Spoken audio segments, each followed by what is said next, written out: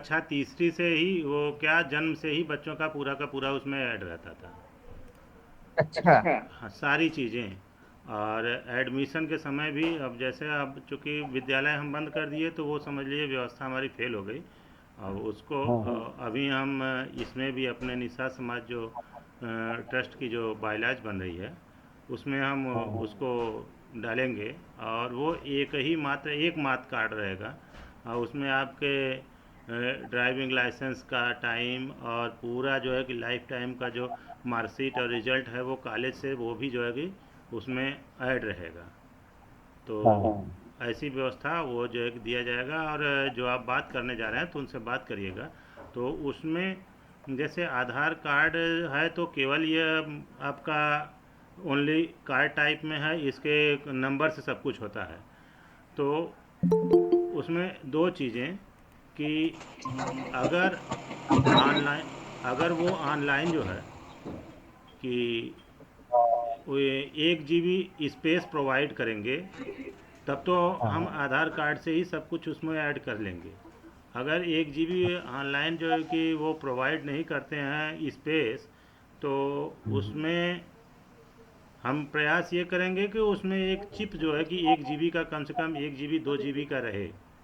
तो जिसमें पूरा का पूरा रिकॉर्ड रहे और उसको कहीं भी हम लोग जैसे एक सिस्टम लगा करके और तुरंत उसको जो है कि रीड किया जा सके और राइट किया जा सके। हाँ हाँ। तो ऐसी व्यवस्था। तो जब आप नहीं हमको पहुँचेंगे। बहुत, हाँ।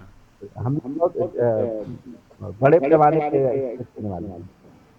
जी। जो वहाँ पे जब करेंगे तो बताया जाएगा, उसका जो है कि पूरी सिस्टम दी जाएगी कि कैसे कैसे होगा। क्योंकि अब हम इलेक्ट्रॉनिक पढ़े जरूर नहीं हैं, लेकिन उसके विषय में जानकारी जो है कि रखते हैं कि नहीं भले नहीं, ना। हाँ। राजेंद्र बाबू से हमारी बात हुई है। जी जी।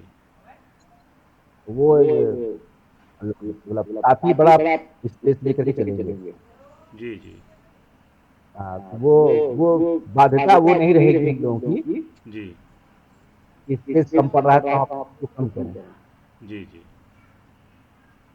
ठीक। इतनी कार्ड जितनी भी स्पेस रहेगी हम उतनी स्पेस लेंगे ही लेंगे। ठीक। स्पेस घटाएंगे नहीं, बाध्यता बढ़ रही है अगर तो स्पेस बढ़ाएंगे। जो हाँ। खर्चे आ रहे हैं वो हम लोग बढ़ाएंगे, सुविधाओं को घटाएंगे नहीं। जी वो तो है ही है, सुविधा घटाना नहीं है, हमेशा बढ़ाए रहना है। हाँ तो हाँ। अब इस समय मीटिंग में हमारे जो है कि दो और साथी जुड़े हुए हैं, राहुल साहनी वाराणसी से, और ये प्रवेश माझी जी जुड़े हुए हैं। तो ज़रा हम प्रवेश माझी जी से जो है कि परिचय ले लें। प्रवेश माझी जी। जी प्रवेश सर, माझी। नमस्कार। नमस्कार सर, अपना ज़रा आप परिचय दीजिए, कहाँ से हैं आप सर, और नंबर अगर हो सके तो बता दीजिए। जी सर, मैं ग्वालियर से हूँ। प्रवेश कुमार माझी नाम है मेरा। ग्वालियर से हूँ, जी ग्वालियर जिला, महानगर। जी। जी जी सर। जी। मोबाइल नंबर बताएंगे सर। जी सर, 90 जी 74 जी 68 जी 1755। जी। धन्यवाद। मैंने चलिए सर इस अभी भी देखा आप, जी तो मैंने सोचा, मैंने कि देखा मैंने कि ये समाज में क्या चल रहा है। ज़रूर देखना आवश्यक है कि समाज में क्या चल रहा है, और लोगों को उस पर अपनी पैनी निगाह भी रखनी आवश्यक है। हाँ, समाज की गतिविधियों के बारे में अगर हमें जानकारी नहीं होगी तो कैसे हम अपने बच्चों को, अपने मोहल्ले वालों को कैसे जागरूक कर पाएंगे। जी जी वो तो है ही है, क्योंकि देखिए मनुष्य सामाजिक प्राणी है। और जी समाज छोड़कर वो कहीं नहीं जा सकता, चाहे हम हो चाहे जो कोई भी हो। जी और जी सर। उठना बैठना से लेकर के, छोटे से लेकर के बड़ा तक, जन्म से लेकर के मृत्यु तक समाज की आवश्यकता है।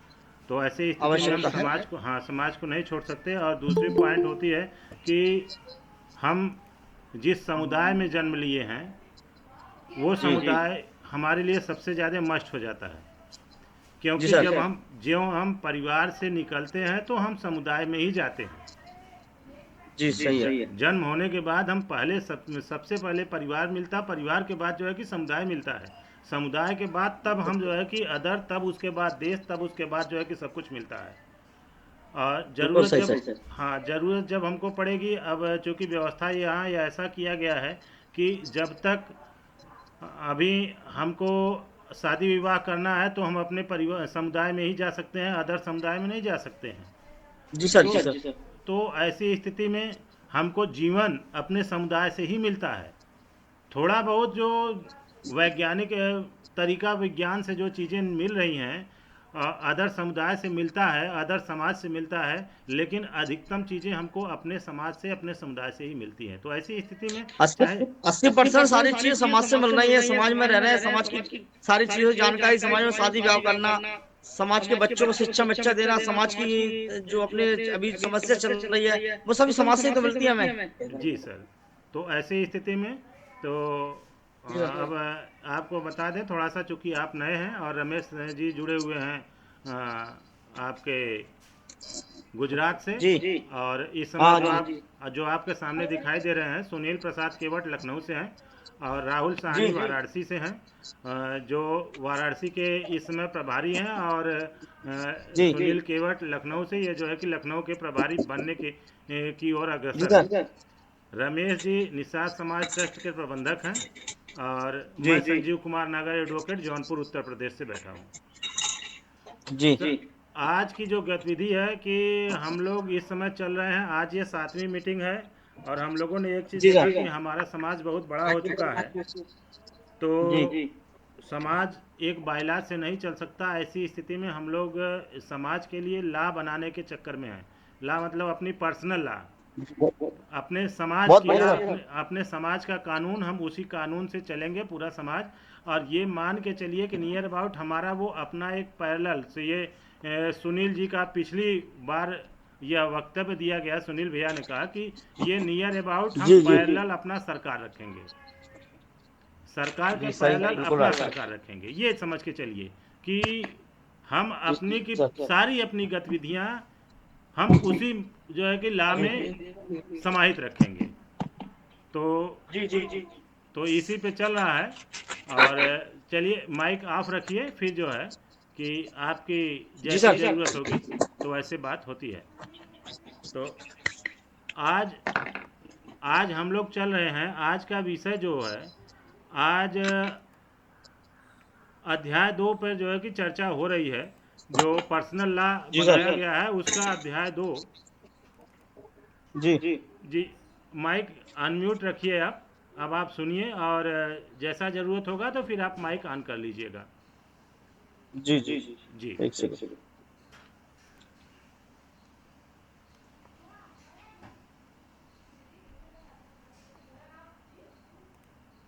जी धन्यवाद। अब हम, अगर इजाज़त हो रमेश जी, प्रबंधक महोदय,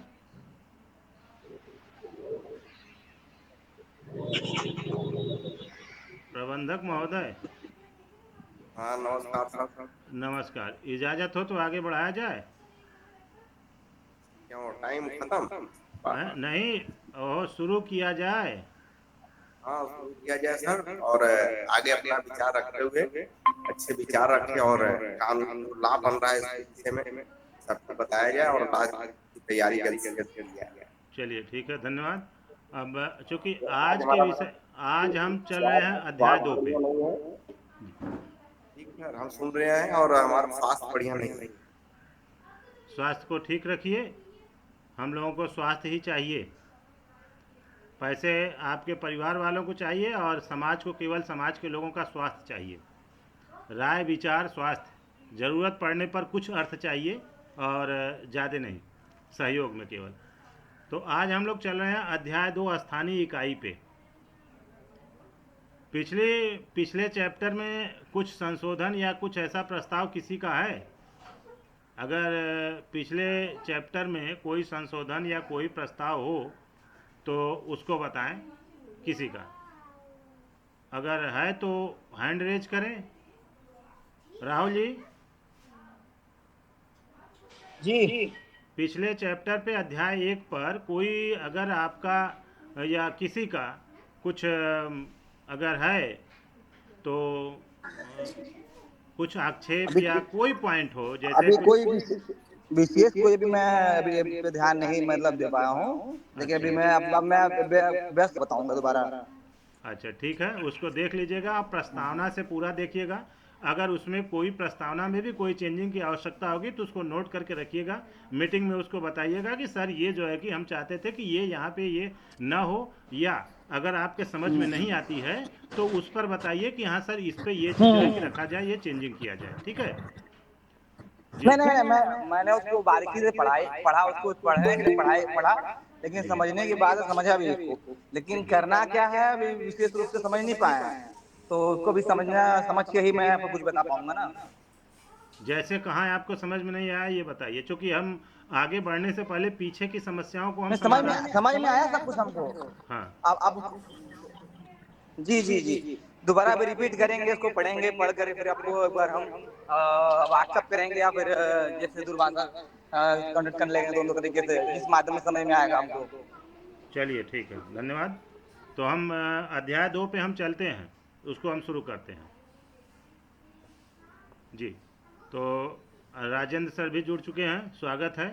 और राजेंद्र सर को अवगत करा दें कि प्रवेश माझी एक नए साथी जुड़े हुए हैं, ग्वालियर से हैं। और नाविक सर भी आ गए हैं।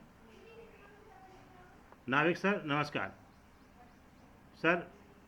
जी सर, नमस्कार सर, नमस्कार। जी, मीटिंग जी आगे बढ़ाएं सर।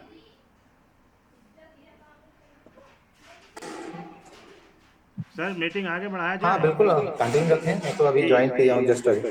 जी, अभी अभी हम लोग आगे बढ़े नहीं हैं, अभी केवल वही चर्चा चल रही थी आपस में। और अब चूँकि कुछ हमने ये कहा कि जी चैप्टर जी 1 पर अगर किसी को कोई आपत्ति है तो उस पर कुछ बता दें, क्योंकि हम ये चाहते थे कि पूरा का पूरा क्लियर होने के बाद तब हम लोग आगे बढ़ें। तो अभी तक किसी का कोई आपत्ति नहीं है और कोई उस पर विरोध या कुछ चेंजिंग नहीं है, प्रस्ताव भी कुछ नहीं है। तो हम आगे बढ़ रहे हैं अध्याय 2 पर। और अध्याय 2 को हम जो है कि ड्राफ्ट पूरा का पूरा फिर एक बार पढ़ कर सुनाते हैं। जहाँ कुछ चेंजिंग हो गई या जहाँ ना समझ में आ रहा होगा तो वहाँ जो है कि आप कोई भी अपना हैंड रेज करेंगे तो उस पर उनको अवसर दिया जाएगा, वो चेंजिंग जो है कि किया जाएगा। अध्याय 2 हम स्थानीय इकाई की बात कर रहे हैं।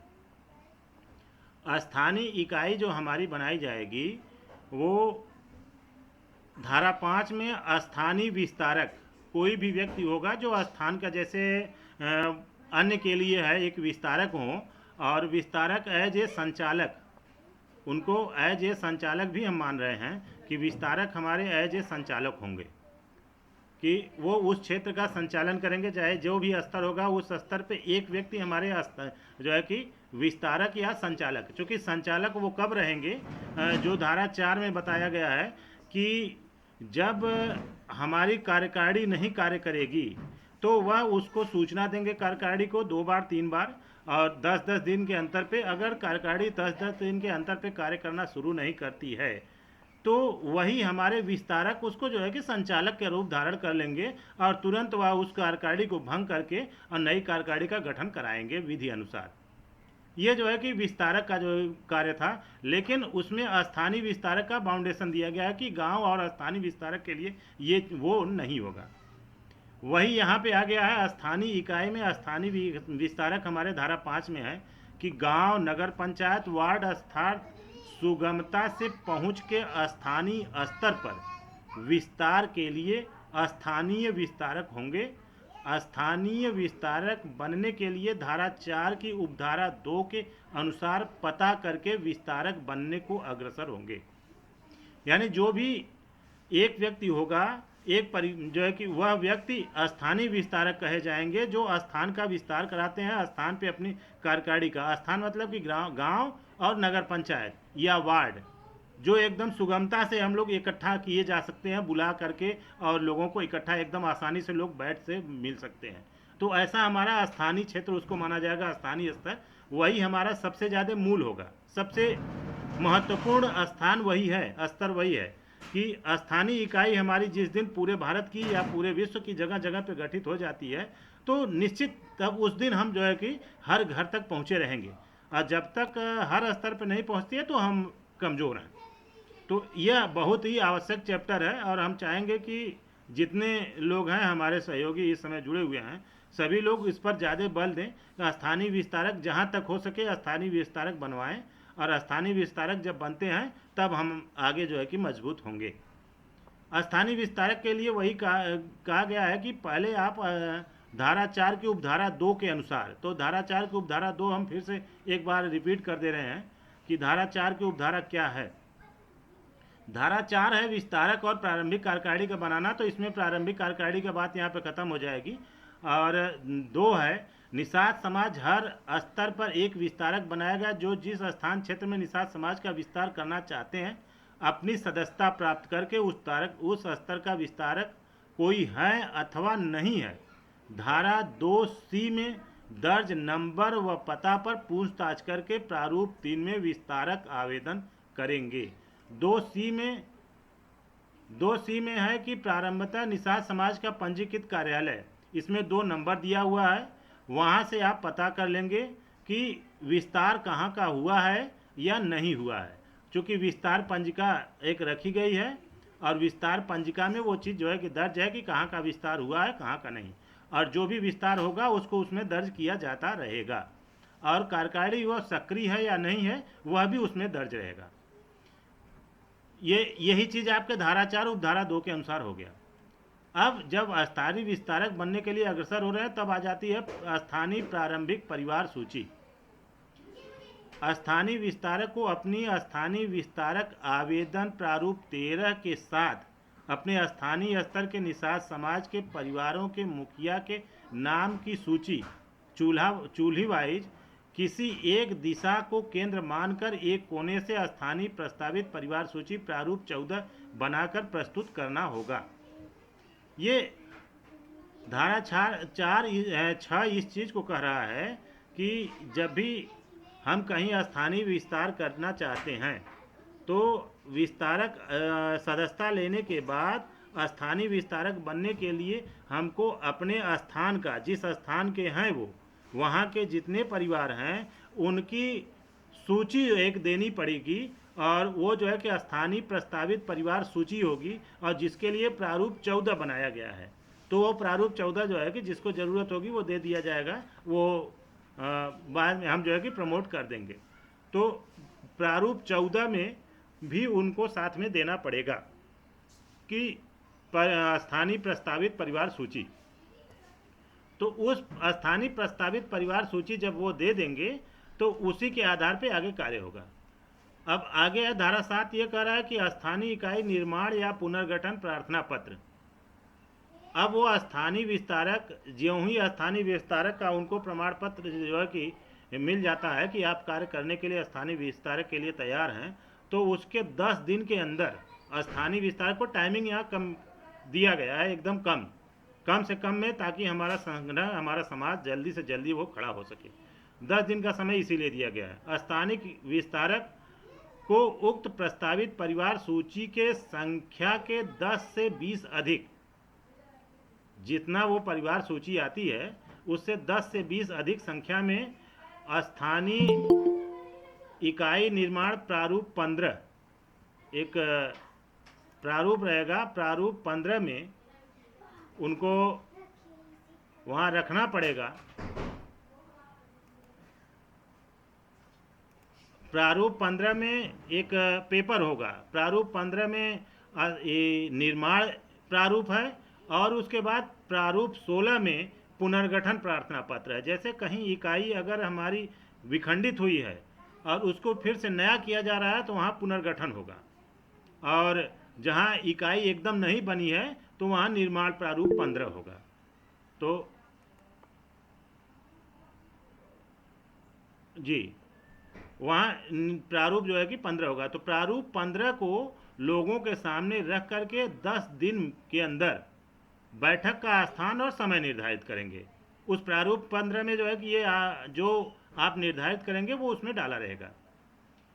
अब जब लोगों को एकत्र करके ये सूचना देंगे कि हमारी पर्सनल लॉ बनाई गई है, हमारी पर्सनल लॉ क्या है और उससे हम लोग क्या करेंगे, और उसमें क्या क्या समूह होंगी, कैसे कैसे चीज़ें होंगी, कैसे हमको चलना है, हमारा लॉ क्या देगा, वो सारी चीज़ें उसमें रहेंगी, और वो जो है कि बैठक में उनको बताएंगे। अब बैठक में एक व्यवस्था धारा 8 करा है कि बैठक में हम परिवार पंजीकरण भी कर सकते हैं। एक बैठक में एक मेज लगाएंगे, जो परिवार पंजी कराना चाहेगा तो उसको तुरंत पंजीकरण कर लेंगे। जो परिवार पंजीकरण कराना चाहता है तो उसको तुरंत जो है कि पंजीकरण कर लेंगे। अगर जो परिवार पंजीकरण के लिए जरूरी नहीं है कि प्रेशर नहीं ले रहे हैं तो कोई बात नहीं, वहाँ पे जो है कि जरूरी नहीं है। उसके आगे की कार्रवाई करता है कि धारा 9 कहता है कि पंजीकृत परिवार पंजिका में दर्ज किया जाना, समूह निर्माण एवं 12 वर्ष की कार्यकारिणी का जारी किया जाना। धारा 9 इसी चीज़ को बताता है कि जब हम पंजीकृत परिवार पंजिका में लोगों को दर्ज करेंगे और उसके बाद समूह निर्माण करेंगे, 12 वर्ष की कार्यकारिणी बना के रखेंगे, तो बैठक करने के बाद निषाद समाज परिवार के लोगों के घरों तक जा करके, वो स्थानीय विस्तारक का काम है कि जा करके परिवार के सदस्यों का पंजीकरण परिवार पंजिका में दर्ज करेंगे। पंजीकरण शुल्क 100 रुपये की मांग करेंगे। मिलने पर ऑनलाइन तुरंत खाते में भेजकर उक्त के इवेंट आईडी के साथ परिवार पंजीकरण रसीद प्रारूप 19 देंगे। पंजीकरण राशि जमा करने पर उक्त परिवार को पंजीकृत परिवार पंजिका प्रारूप 20 में शामिल करेंगे। जो विरोध जताता है अथवा किसी प्रकार का आक्षेप करता है, उनका नाम विरोधी परिवार पंजिका प्रारूप 21 में कारण के साथ दर्ज करेंगे और सभी पंजीकृत परिवारों की क्रमशः सूची बनाकर समूह के अनुसार 12 वर्ष की अस्थायी कार्यकारिणी का निर्धारण करेंगे और कार्यकारिणी निर्धारण प्रारूप 22 में करके पुनः पंजीकृत परिवारों को सूचना देंगे और बैठक करके स्थानीय कार्यकारिणी को प्रारूप 23 में शपथ दिलाएंगे। ये हमारा धारा 9 भी समझ लीजिए कि हमारे स्थानीय विस्तार के लिए बहुत ही आवश्यक है। हमारे विधि का जो धारा 9 है वो स्थानीय विस्तार के लिए बहुत ही आवश्यक धारा है। इसी में हमें पूरी कार्यकारिणी स्थानीय कार्यकारिणी हमारी बनाई जाएगी। इसी का हमको पूरा का पूरा पालन करना है, क्योंकि हम वहाँ किसी भी परिवार को नहीं छोड़ेंगे। किसी भी परिवार को नहीं छोड़ना है, चाहे वो हमारा पूरा का पूरा विरोध करने वाला हो, निषाद समाज का विरोध कर रहा हो या न। अगर हम वो जानते हैं कि ये हमारे समाज से हैं, जंगल पहाड़ के आदिवासी समुदाय से आते हैं, तो किसी भी परिवार को नहीं छोड़ना है। जैसे मान लीजिए ये मेरा गांव हरिपुर है, मैं अपने गांव की बात कर रहा हूँ। हरिपुर में 2 घर कहार हैं, 2 घर मुसहर हैं और ये 1 घर भूजा हैं। तो चूंकि जो भूजने का काम कर रहे हैं, भूजा जरूर हैं लेकिन हैं वो हमारे ही समुदाय से, पानी भरने का काम करते हैं, तो उनका भी नाम हम दर्ज करेंगे, उनको भी हम सूचना भेजेंगे, उनसे भी हम बात करेंगे कि सर हम जो है कि ऐसा अपने लिए लॉ बनाई गई है, आप हमारे समुदाय से हैं, साथ आइए। यदि वो नहीं कहते हैं तो कोई दिक्कत नहीं, लेकिन हमें उनको दर्ज करके एक सामान्य रूप से रखना पड़ेगा। अगर विरोध करते हैं तब विरोधी परिवार में, अगर विरोध नहीं करते हैं तो उनको सामान्य रूप से दर्ज करके रखा जाएगा। ये किसी भी परिवार को हमको छोड़ना नहीं है, क्योंकि जब उनको हम बार बार सूचना देते रहेंगे और उनके समाज के जो जैसे जो कहार हैं उनके नेतृत्वकर्ता जब आएंगे, जिसको वो मानते हैं कि ये हमारे हैं, तो वो जब आएंगे तो ऑलरेडी उनके अंदर का जो विभेद है, उनके अंदर जो भाव आउट भाव चलती है वो ख़त्म हो जाएगी और हम पूरा का पूरा एक हो जाएंगे। ऐसा सोच करके ये धारा 9 हमको जो है कि धारा 9 बनाया गया है और ये काफ़ी मजबूती प्रदान करेगा जहाँ तक मैं समझता हूँ। अब आगे हम धारा 10 पे चलते हैं। धारा 10 कह रहा है कि हर परिवार द्वारा न्यूनतम वार्षिक अंशदान का दिया जाना अनिवार्य। ये पॉइंट जो है कि सुनील जी के प्रस्ताव पर ये थोड़ा सा इस बार बढ़ाया गया है, जो सुनील जी का ये प्रस्ताव था कि जब हम 100 रुपये वार्षिक रखे हैं तो उसको वार्षिक न करके उसको आजीवन कर दिया जाए और 100 रुपये वार्षिक अंशदान कर दिया जाए, वो अनिवार्य कर दिया जाए। तो चूँकि एक ही बार में जो पंजीकृत हो गया है वो हमारा ऑलरेडी पंजीकृत परिवार माना जाएगा, चाहे वह उसमें अपना जो है कि ये अंशदान दे रहा है या नहीं दे रहा है। अगर वो अंशदान देता है तब वह लाभ का अधिकारी होगा, अन्यथा वह लाभ का अधिकारी नहीं होगा। और सामान्य रूप से उनको तो जो सहयोग करना है सामाजिक रूप से, तो वो सामाजिक सहयोग तो संस्था करती ही रहेगी, उसमें उनको कोई दिक्कत नहीं। बस केवल एक जगह मान लीजिए रुकेगा कि अगर वो आर्थिक सहयोग चाहते हैं कि संस्था हमारा आर्थिक सहयोग दे, या कोई ऐसा समस्या आ जाती है जिसमें वो चाहते हैं कि समाज पूरा का पूरा जो है कि अपना दम लगाए, तब जब वो वार्षिक अंशदान देते रहेंगे तब उसमें अपना पूरा का पूरा दम लगाएगी, अन्यथा केवल सामाजिक सहयोग तक संस्था करेगी। यह जो है कि धारा आपके इस धारा में यह व्यवस्था थोड़ा सा दिया गया है। यह धारा 10 जो है कि चेंज किया है। 11 में है कार्यकारिणी का गठन, कार्यकारिणी गठन की सूचना। स्थानीय कार्यकारिणी गठित होकर के शपथ ग्रहण करके अपने उच्चस्थ कार्यकारिणी को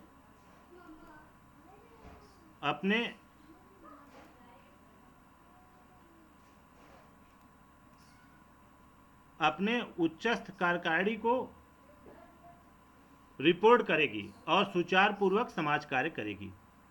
धारा 11 इस चीज को कहता है कि ज्यों ही कार्यकारिणी गठित हो जाती है वो अपने उच्चस्थ कार्यकारिणी को रिपोर्ट करेगी और सुचारू पूर्वक कार्य करेगी। जैसे जबलपुर की कार्यकारिणी ज्यों ही गठित हुई है और ज्यों उसका बैंक अकाउंट खुला है, तो वह जो है कि तुरंत हमको सूचना दी है, तुरंत उसको कार्रवाई पे लाया गया और उसके बाद वो अपना कार्य कर रही है। तो इसी चीज को धारा 11 में कहा गया है। आगे धारा 12 हमारा जो है कि स्थानीय कार्यकारिणी के साथ अन्य कार्यकारिणियों का गठन किया जाना। यहाँ पे एक चीज़ जो है कि यह भी बहुत मुख्य धारा है हमारे इलाका कि जब भी हम स्थानीय कार्यकारिणी का गठन कर रहे हैं तो उसके साथ अन्य कार्यकारिणियों का भी हम गठन करेंगे। चूँकि अन्य कार्यकारिणी इसमें लिखा नहीं गया है, उसको लिखने का प्रयास जो है कि बाद में किया जाएगा कि कितनी कार्यकारिणियाँ हमारी आ रही हैं, कौन कौन सी कार्यकारिणी आ रही है, तो उस कार्यकारिणी को यहाँ पे दर्ज किया जाएगा कि कौन कौन सी कार्यकारिणी आएगी। जैसे रात में एक कार्यकारिणी जो है कि हमारे दिमाग में आई। अब चूँकि जैसे राष्ट्रीय निषाद संघ जो नेशनल एसोसिएशन ऑफ फिशरमैन है, तो इसको हम एक जो है कि अपने इकाई के रूप में शामिल करना चाहते हैं और वो ऐसे शामिल करना चाहते हैं कि यह हमारा राष्ट्रीय निषाद संघ जो हो, जिस प्रकार के आरएसएस कार्यकर्ता है वैसा ही हमारा राष्ट्रीय निषाद संघ जो है कि हो, और वह प्रारंभ हर जो हमारी संस्था, हमारे जो स्थानीय इकाई हो, उसमें प्रतिदिन सुबह निषाद बेला में अपना शाखा लगाए और लड़कों को वहाँ इकट्ठा करके जैसे संघ प्रशिक्षण देता है वैसे राष्ट्रीय निषाद संघ प्रशिक्षण दे।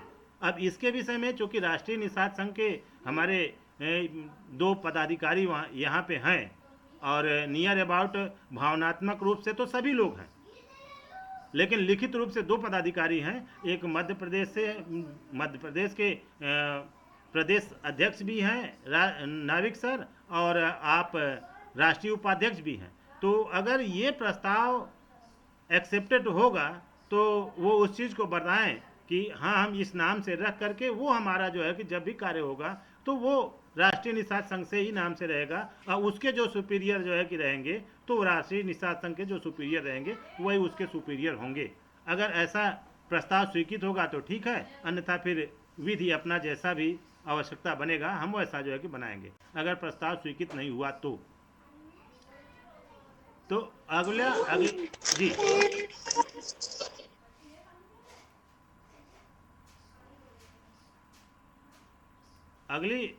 अगली पॉइंट है हमारा धारा 12 कि स्थानीय कार्यकारिणी के साथ अन्य का गठन हो गया। वो 13 पे हम चलते हैं। 13 है स्थानीय विस्तारक को सेवा शुल्क। एक चीज़ सर यहाँ पे हमने ये सोचित प्रयास किया है कि प्रत्येक स्थानीय विस्तारक को उनके गांव नगर में के निषाद परिवार की संख्या गुणे 5 प्रतिमाह के हिसाब से सेवा शुल्क दिया जाएगा, जिसके एवज में विस्तारक को अपने स्तर पर प्रत्येक चतुर्थ सैटरडे को निषाद सम्मेलन का आयोजन करना होगा और उसमें आए हुए निषाद लोगों को निषाद समाज के नीति नियम सिद्धांत को बताना होगा और निषाद समाज सदस्यों द्वारा आए हुए प्रश्नों और आक्षेपों आदि का निराकरण करना होगा।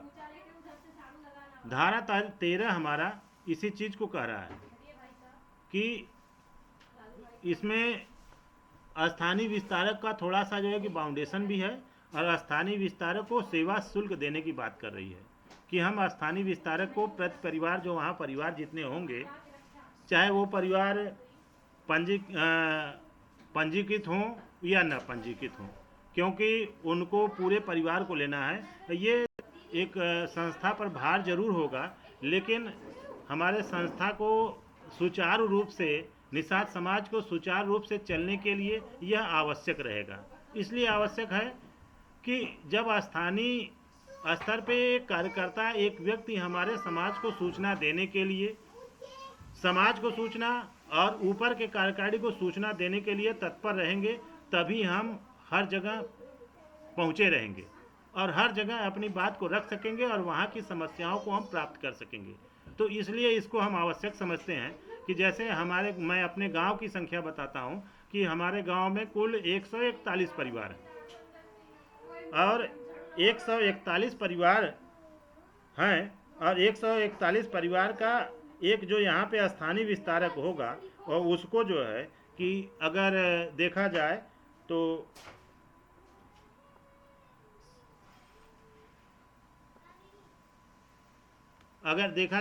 नियर अबाउट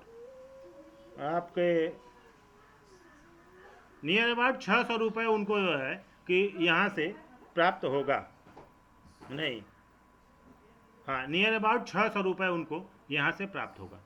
तो ऐसी स्थिति में उनके लिए बहुत ज़्यादा तो नहीं है, लेकिन बहुत कम है, लेकिन इतना अवश्य है कि कम रहने के बाद भी वह कुछ न कुछ तो उनको सहयोग रहेगा।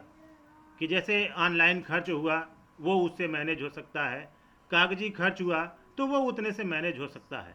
आने वाले समय में उसको हम लोग बढ़ाने का प्रयास करेंगे कि स्थानीय विस्तारक जो हों, जो संचालन का काम कर रहे हैं स्थान पे, उनको नियर अबाउट इतना खर्च हो कि वह आराम से संस्था का ही काम कर सके, समाज का ही काम कर सकें, उन्हें कहीं नौकरी करने की आवश्यकता न पड़े। ऐसा जो मेरी सोच है। जब तक भाई ट्रस्ट में अगर लाइफ रही और समाज का सेवा करने का अवसर रहा, तब तक तो मैं समझता हूँ कि हम ये व्यवस्था करने का पूरा प्रयास करेंगे कि स्थानीय व्यक्ति जो हो वह, उसको कहीं नौकरी करने की आवश्यकता न पड़े, वह आराम से अपने समाज का ही सेवा करे और इतना उसको जो है कि तनख्वाह मिले, इतना खर्च मिले कि वह अपने आप को कमज़ोर न समझे और वो आराम से समाज की सेवा भी कर सके। ये हमारा जहाँ तक सोच है और यही यहाँ इस धारा जो है कि धारा 13 में इस चीज़ को दिया गया है। लेकिन एक बाउंडेशन है कि उनको स्थानीय स्तर पर हर चतुर्थ सैटरडे को, चौथा शनिवार को मीटिंग करनी होगी और पूरे समाज को इकट्ठा करके उनको बताना होगा कि अपना नियम क्या है, नीति क्या है, कार्य क्या है। और उन कार्यों को बताने के साथ अगर कोई उनकी समस्याएं हैं महीने भर की, हालांकि समस्या उनको डेली सुनना है, एनी टाइम उनको वहाँ के स्थानीय लोग सुना सकते हैं, विस्तारक को अपना सूचना दे सकते हैं, विस्तारक ऊपर सूचना दे सकते हैं, लेकिन महीने भर का एक सबको इकट्ठा करके वहाँ पे जो कार्यकारिणी है वो भी रहेंगी, कार्यकारिणी के सदस्य रहेंगे, जितने अंग हैं वो अंगों के पदाधिकारी रहेंगे और सभी लोग बैठ करके वहाँ उनको सूचना देंगे और उनके प्रश्नों का निस्तारण स्थानीय विस्तारक ऊपर की कार्यकारिणियों से बात करके करेंगे कि हाँ आपकी समस्या क्या है, उस समस्या का समाधान कैसे किया जाएगा, ये स्थानीय विस्तारक की जिम्मेदारी होगी। तो ये जहाँ तक मैं समझता हूँ कि यह हमारे लिए बहुत ही बेटर रहेगा। अब धारा 14 में एक व्यवस्था दिया गया है कि बात ये आ रही थी कि हमारी जो संस्कृति और सभ्यता है उसका प्रचार कैसे किया जाए, तो इसलिए हमने एक जो है कि पद रखा है निषाद संस्कृत प्रचारक।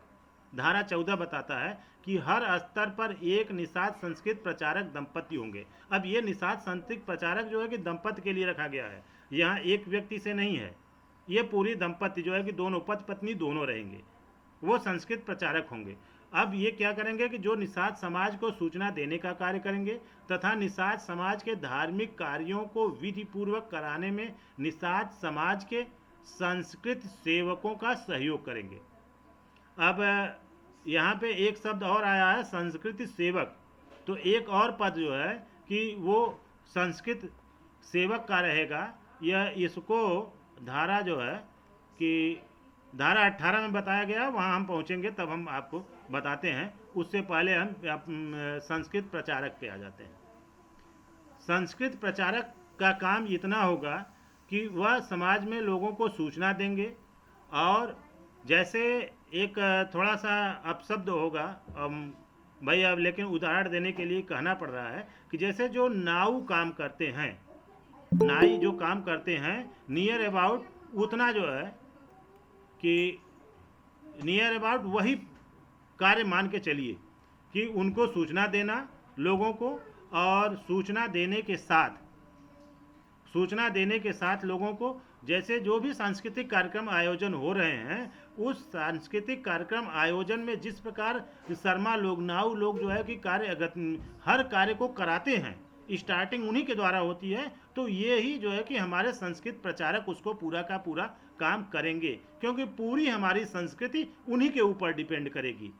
और इसके लिए संस्कृत प्रचारक और संस्कृत सेवक, अभी धारा 18 पहुँचते हैं तो हम बताते हैं कि धारा संस्कृत प्रचारक और संस्कृत सेवक के लिए कैसे व्यवस्था दी जाएगी।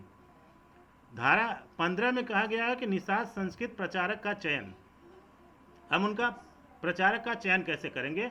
स्थानीय स्तर का जो कोई दंपत्ति निषाद संस्कृत और सभ्यता का प्रचार करने को इच्छुक हों और निषाद संस्कृत और सभ्यता की जानकारी रखते हों या प्रशिक्षण प्राप्त हों, ये वाक्य जो है कि बड़े अलग वाक्य है कि या प्रशिक्षण प्राप्त हों। जो प्रशिक्षण प्राप्त है कि निषाद समाज ट्रस्ट अपना एक संस्कृत प्रचार प्रशिक्षण केंद्र रखेगा। अब जहाँ भी व्यवस्था होगी वहाँ हम उसको जो है कि व्यवस्था किया जाएगा। मेरा प्रयास तो यही रहेगा कि हमारा केंद्रीय कार्यालय, जो पहले से मैं बात कर रहा हूँ कि जब आपके मध्य प्रदेश में हो, जबलपुर के आसपास में हो, अब वहीं पर हो सकता है कि प्रचार केंद्र जो है कि प्रशिक्षण केंद्र रखा जाएगा, और प्रशिक्षण शीत अवकाश में 8 दिन का रखा जाएगा, मात्र 8 दिन का प्रशिक्षण रखा जाएगा। वो आवासीय होगा, वो हमारा समाज उसका पूरा खर्च वहन करेगा, और जो बच्चे, कोशिश ये किया जाएगा कि हर गांव से 2 बच्चे वहां पहुंचे। अगर ज़्यादा संख्या होती है तो उसको 2 पार्ट में, या जोन वाइज या डिस्ट्रिक्ट वाइज या प्रदेश वाइज अलग अलग जो है कि किया जाएगा, और 8 दिन का उनको अपने समाज के संस्कृत और सभ्यता का जो है कि प्रशिक्षण दिया जाएगा। और 8 दिन प्रशिक्षण के बाद उनका ट्रेनिंग, उनका जो है कि परीक्षण लिया जाएगा। परीक्षा में जो बच्चे पास होते हैं उनको वहाँ पे निषाद संस्कृत प्रचारक के रूप में रखा जाएगा। अब निषाद संस्कृत प्रचारक का वो प्रशिक्षण प्राप्त होंगे, निषाद संस्कृत प्रचारक के रूप में आवेदन कर सकेंगे, परंतु 1 से अधिक आवेदन होने पर उन्हें चयन की प्रक्रिया द्वारा चयनित किया जाएगा। धारा 15 यही कहता है कि अगर मान लीजिए 1 से ज़्यादा व्यक्ति आ जाते हैं, 1 से ज़्यादा व्यक्ति आ रहे हैं, तो वहाँ पे उनको चयन प्रक्रिया से गुजरना पड़ेगा। अब चयन प्रक्रिया हमारा लास्ट में जो है कि एक धारा है चुनाव प्रक्रिया, तो एकदम ठीक उसी में सारी चयन प्रक्रिया पूरा का पूरा दिया गया है। धारा 16 जो है, अब हम धारा 16 पे चल रहे हैं। धारा 16 कह रहा है कि निषाद संस्कृत प्रचारक को निषाद समाज के प्रत्येक परिवार को प्रत्येक सूचना के बाबत प्रति परिवार द्वारा 1 रुपया प्रदान किया जाएगा। अब यहाँ थोड़ा सा लोगों को असमंजस होगी कि यह विस्तारक को 5 रुपये प्रति परिवार की बात किए हैं और प्रचारक को मात्र 1 रुपये प्रति परिवार की बात किए हैं। तो एक चीज़ है, इससे असमंजस में न रहें। क्यों असमंजस में नहीं? क्योंकि सूचना उनको हमेशा देना है। संस्कृत प्रचारक को हमेशा सूचना देना है, विस्तारक को सूचना नहीं देना है। विस्तारक को केवल वह एक जगह से पैनी निगाह रखना है कि हमारा संस्था चल रहा है कि नहीं चल रहा है, विधि का पालन कर रही है कि नहीं कर रही है। विस्तारक केवल जो है कि संचालक की तरह, और वो समझ लीजिए कि एज ए राष्ट्रपति की तरह बैठे रहेंगे, इंतजार करते रहेंगे कि कोई लॉ का पालन कर रहा है कि नहीं। लेकिन ये मत समझ लीजिए कि वर्तमान राष्ट्रपति की तरह, जो वर्तमान है लोकतंत्र में राष्ट्रपति को बना दिया गया है भारत का, ये मत समझिएगा, क्योंकि उनको बहुत ज़्यादा पावर दिया गया है। उनको ये पावर दिया गया है कि वो जब चाहेंगे तब कार्यकारिणी को 3 सूचना दे करके भंग कर सकते हैं, जैसा कि धारा आगे जो है कि पूर्व के धारा में आपको बताया जा चुका है। तो आगे ये जो है कि इनको 1 रुपया के हिसाब से सूचना जब ये देंगे, तो जैसे हमारे गांव में 145 घर है, एक दिन सूचना का उनको 145 रुपये प्राप्त हो जाएगा, अगर एक दिन वो सूचना देते हैं तो। ये थोड़ा सा समाज पे भार पड़ेगा, लेकिन मैं जहाँ हम है सक्षम किस प्रकार से है वो भी हम आपको बता देंगे कि जैसे 100 रुपये जब हम एक परिवार से ले रहे हैं, एक परिवार से जब 100 रुपये ले रहे हैं तो कितना हुआ, पूरे महीने में तो 12 रुपया हुआ एक परिवार का, बाकी शेष तो बचा रहा।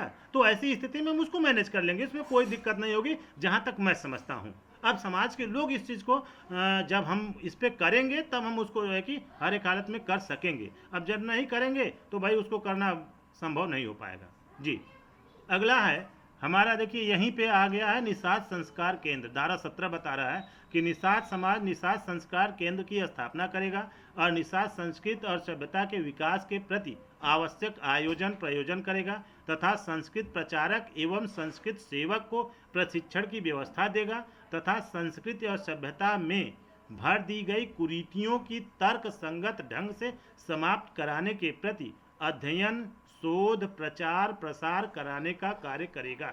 ये धारा 17 जो हमारा है यह हमारी संस्कृति और सभ्यता का पूरा संरक्षक होगा। संस्कृति और सभ्यता का शोध प्रचार प्रसार यही वही हमारा जो केंद्र होगा। तो ये माना जाएगा कि हमारी, ये समझ लीजिए कि पूरी की पूरी संस्कृत पे वहीं पे पूरा प्रशिक्षण दिया जाना, शोध किया जाना कि हमारी संस्कृति और सभ्यता क्या थी क्या है और आगे उसमें क्या कुरीतियाँ आ गई हैं, कौन सी हमारी संस्कृति और सभ्यता में कुरीति है, उस कुरीत को कैसे ख़त्म किया जाए, उस कुरीत के जगह पर क्या जो है कि लाया जाए। ये सारी चीज़ें निषाद संस्कार केंद्र में व्यवस्थित होगा।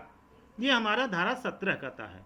अब धारा 18 पे अब हम आ जाते हैं। धारा 18 हमारा है निषाद संस्कृत सेवक। इसी चीज़ को हम कह रहे थे कि अभी आप पहले निषाद संस्कृत सेवक वो प्रचारक थे और निषाद संस्कृत अब सेवक आ गए।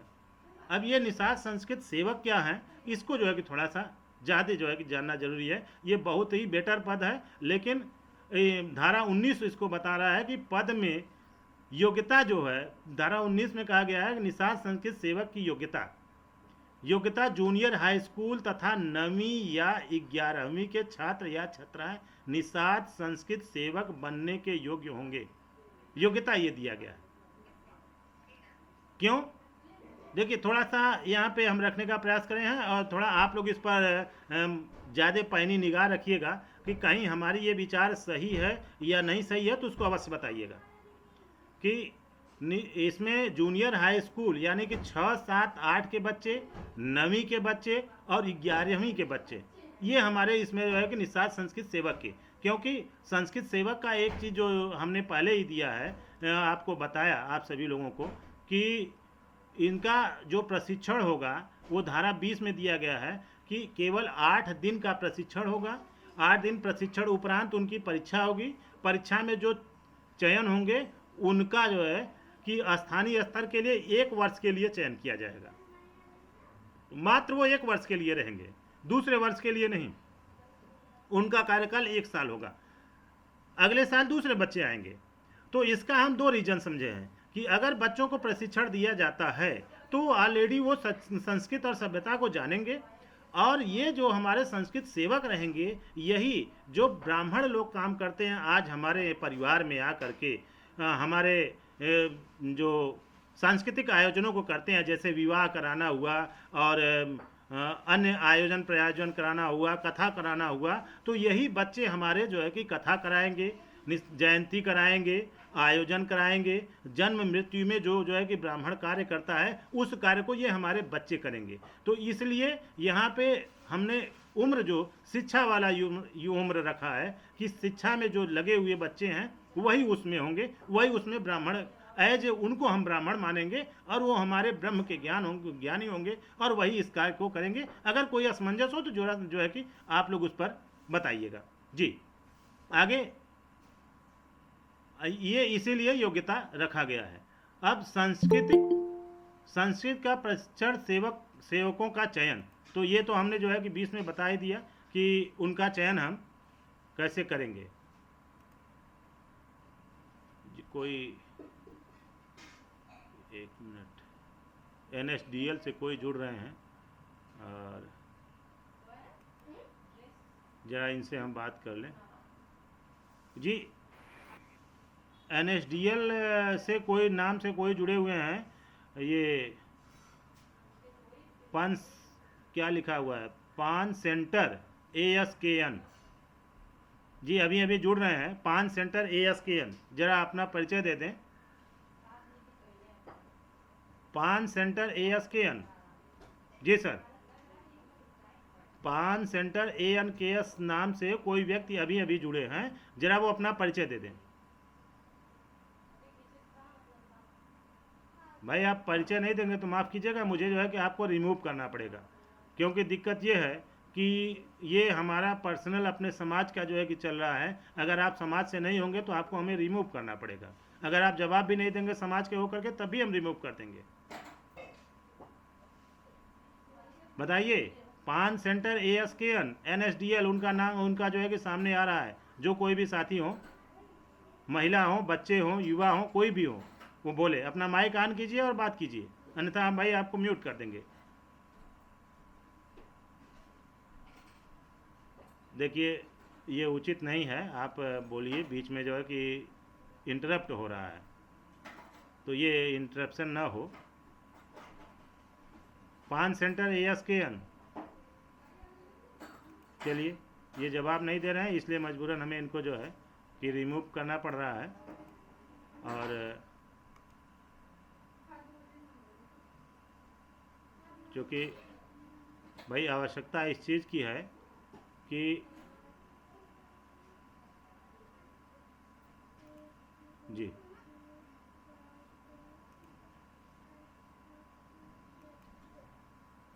चलिए अब हम आगे बढ़ते हैं। ये हेलो। हाँ, बोलिए, हाँ सर। बताइए, अपना परिचय दीजिए। सर नमस्कार। नमस्कार। सर मैं किशोर कुमार माझी, sir son of Shri Mathuralal माझी। चलिए, ठीक है, धन्यवाद। ठीक है, माइक अपना ऑफ कीजिए। सर धन्यवाद जी, सुनते रहिए, कोई दिक्कत नहीं, स्वागत है। चलिए जी, हाँ, अच्छा, सुन रहा।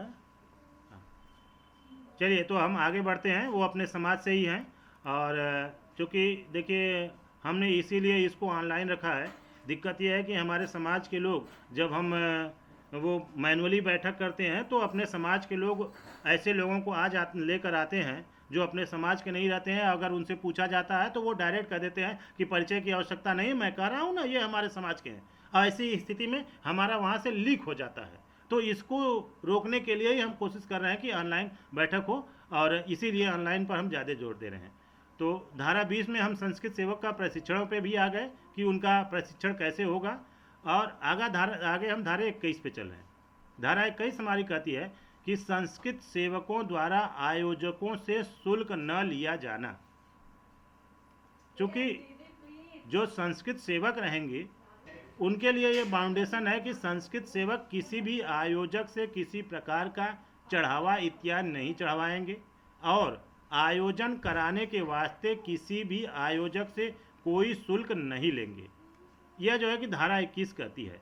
लेकिन आगे उसमें लिखा हुआ है कि यदि आयोजक चाहें तो संस्कृत सेवकों को अंगवस्त्र या शिक्षण सामग्री दक्षिणा स्वरूप दे सकेंगे, और उसे प्राप्त करने में उन्हें किसी प्रकार की बाध्यता नहीं होगी।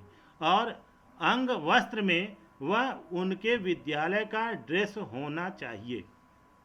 ये थोड़ी सी जो है कि एक विशेष पॉइंट रखी गई है कि अगर जो बच्चे उनका सांस्कृतिक आयोजन करा रहे हैं, जैसे विवाह में गए, बच्चों ने विवाह कराया, तो विवाह कराने में यह बाउंडेशन, यह धारा 21 बाउंडेशन करती है उनको कि वह किसी से शुल्क नहीं लेंगे और न वो शुल्क मांगेंगे।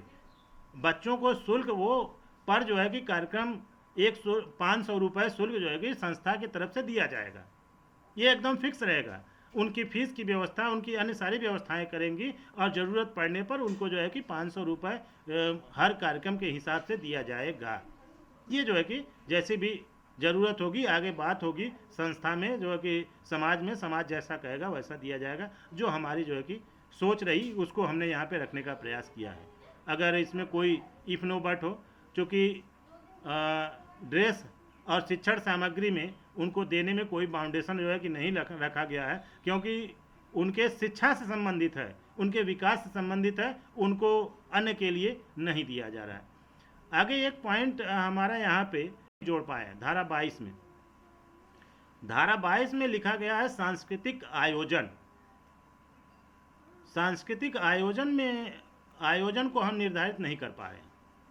क्यों नहीं निर्धारित कर पाए हैं? कि हमारे समाज में कितने सांस्कृतिक आयोजन होंगे, अब इसमें हम जो है कि पूरा का पूरा डिसाइड नहीं कर पाए।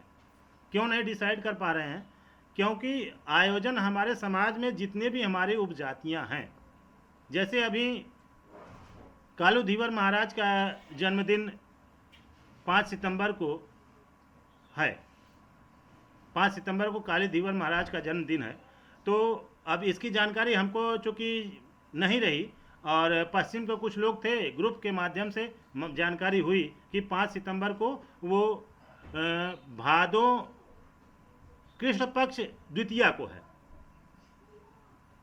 भादो कृष्ण पक्ष द्वितीया को कालू धीवर महाराज का जन्म है। तो ऐसी स्थिति में उनकी भी जयंती को शामिल किया जाए, हमारे जितने भी जो है कि महापुरुष हैं उनकी जयंती को शामिल किया जाए, तो सांस्कृतिक आयोजन हमारा जो होगा वो बहुत लंबा लिस्ट जाएगा। तो ऐसी स्थिति में इस पर बैठ करके, जैसे जितने भी हमारे समुदाय के हैं, माझी जो लिख रहे हैं, अब कुछ लोग जैसे बिहार में माझी अनुसूचित जनजाति में आते हैं, वो तो अनुसूचित जनजाति, ये तो भारत सरकार ने किया है, हम लोगों ने नहीं किया है। वो हमारे जो एकदम जो है कि नीचे स्तर के भाई हैं, जो आज एकदम गरीबी, आज जो है कि वो घुमंतु, आज भी घुमंतु पड़े हैं। आपको बता दें कि आज मैं यहाँ बैठकर इतना बक रहा हूँ, मेरे परिवार को सन 72 में घुमंतु जात का सर्टिफिकेट मिला हुआ है। मेरे परिवार को घुमंतु जात का सन 72 में, वो है कि उसकी कापी अगर आवश्यकता होगी तो उसकी कापी हम प्रमोट करेंगे, पूरे समाज को दिखाएंगे कि हाँ मुझे घुमंतु जात का सर्टिफिकेट मिलता था सन 72 तक।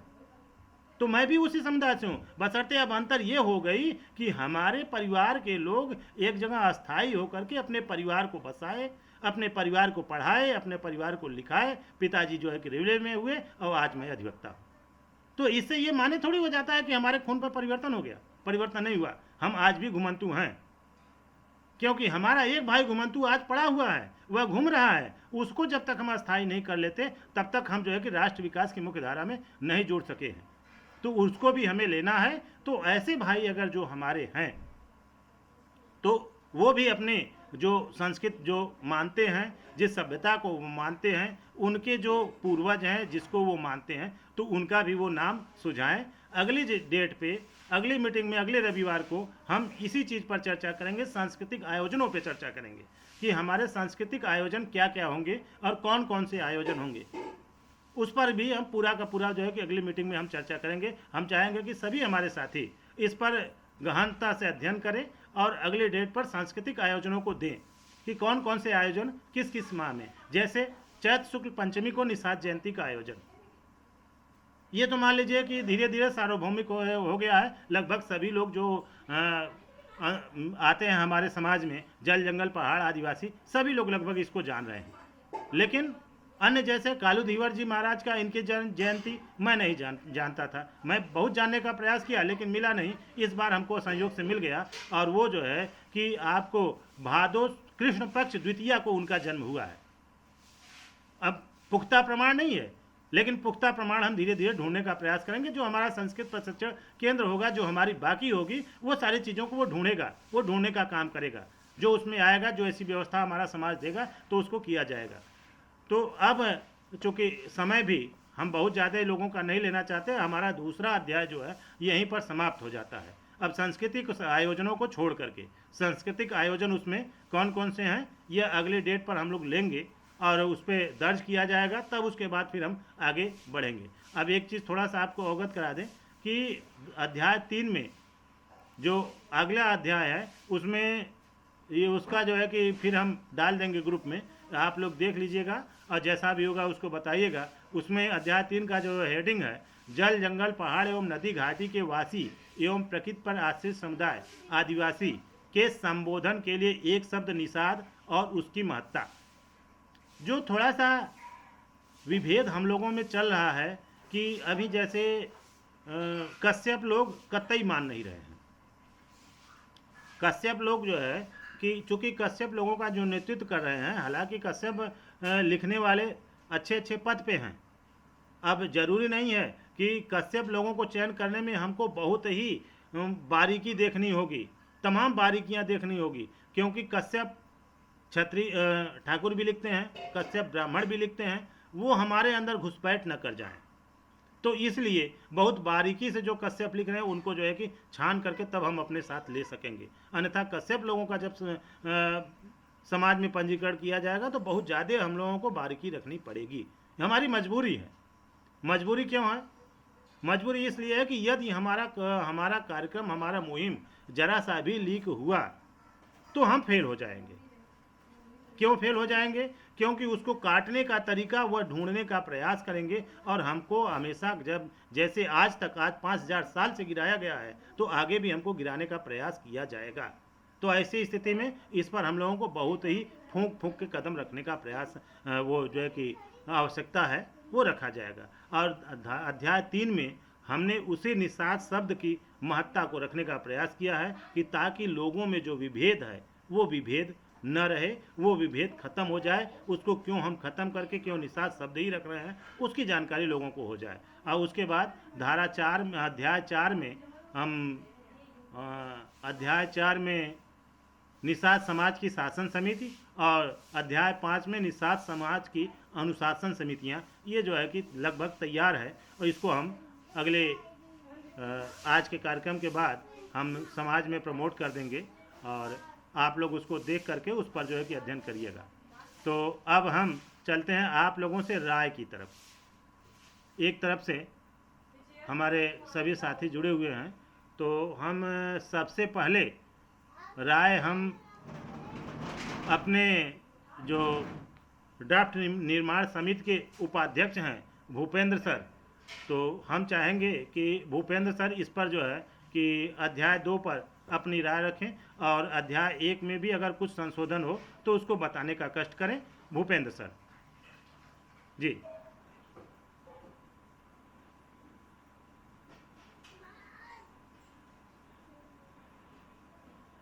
सर जी आवाज आ रही है? Thank you sir. जी धन्यवाद सर। आपने काफी देर तक बहुत मेहनत के साथ आपने तैयार किया मसौदा, स्वागत योग्य है सर। बस इसको कार्य रूप में कैसे परिणित किया जाए इस पर हम लोग चर्चा करना चाहिए।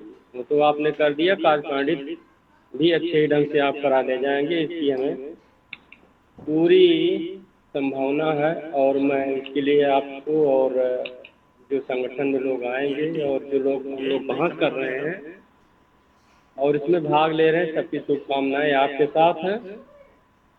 आपने बहुत बड़ा बेड़ा उठाया है, जो बीड़ा जो है बहुत हल्का नहीं है, बहुत वजनी है, लेकिन सब लोग मिल करके उठाएंगे तो ये उठ जाएगा और समाज को एक अच्छी दशा मिलेगी और देश की मुख्य धारा के लिए हम लोग अपने समाज को तैयार कर पाएंगे। मैं समझता हूँ कि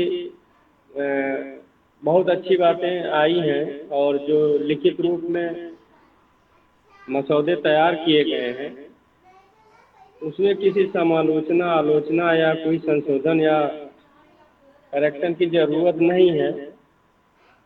हाँ, थोड़ा सा ये है कि मैं समझता हूँ कि जो हमारे प्रशिक्षक हों वो खुद प्रगतिशील हों और जो लोगों को प्रशिक्षण दें वो प्रगतिशील बनाने के लिए दें।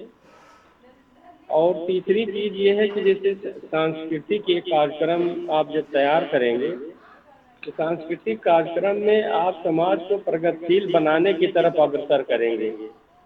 उसमें आप मॉडर्न एजुकेशन की तरफ ध्यान देंगे, मॉडर्न समाज की तरफ ध्यान देंगे, सोसाइटी को वैज्ञानिक दृष्टिकोण देंगे जो एक साइंटिफिक टेम्पर का प्रतीक होगा, जो संविधान भी कहता है और समाज की आज की देन भी है कि जो समाज टेक्नोलॉजी को, साइंटिफिक टेम्पर को और प्रगतिशील विचारों को अडॉप्ट नहीं करता हो हमेशा पीछे हो जाता है। ये बेटी इसीलिए हम ये रन्या पुरानी बातों को याद करते हैं कि हम राजा थे, हाँ हमारा एक साम्राज्य था, हम ही से इस भारत का इतिहास बना है।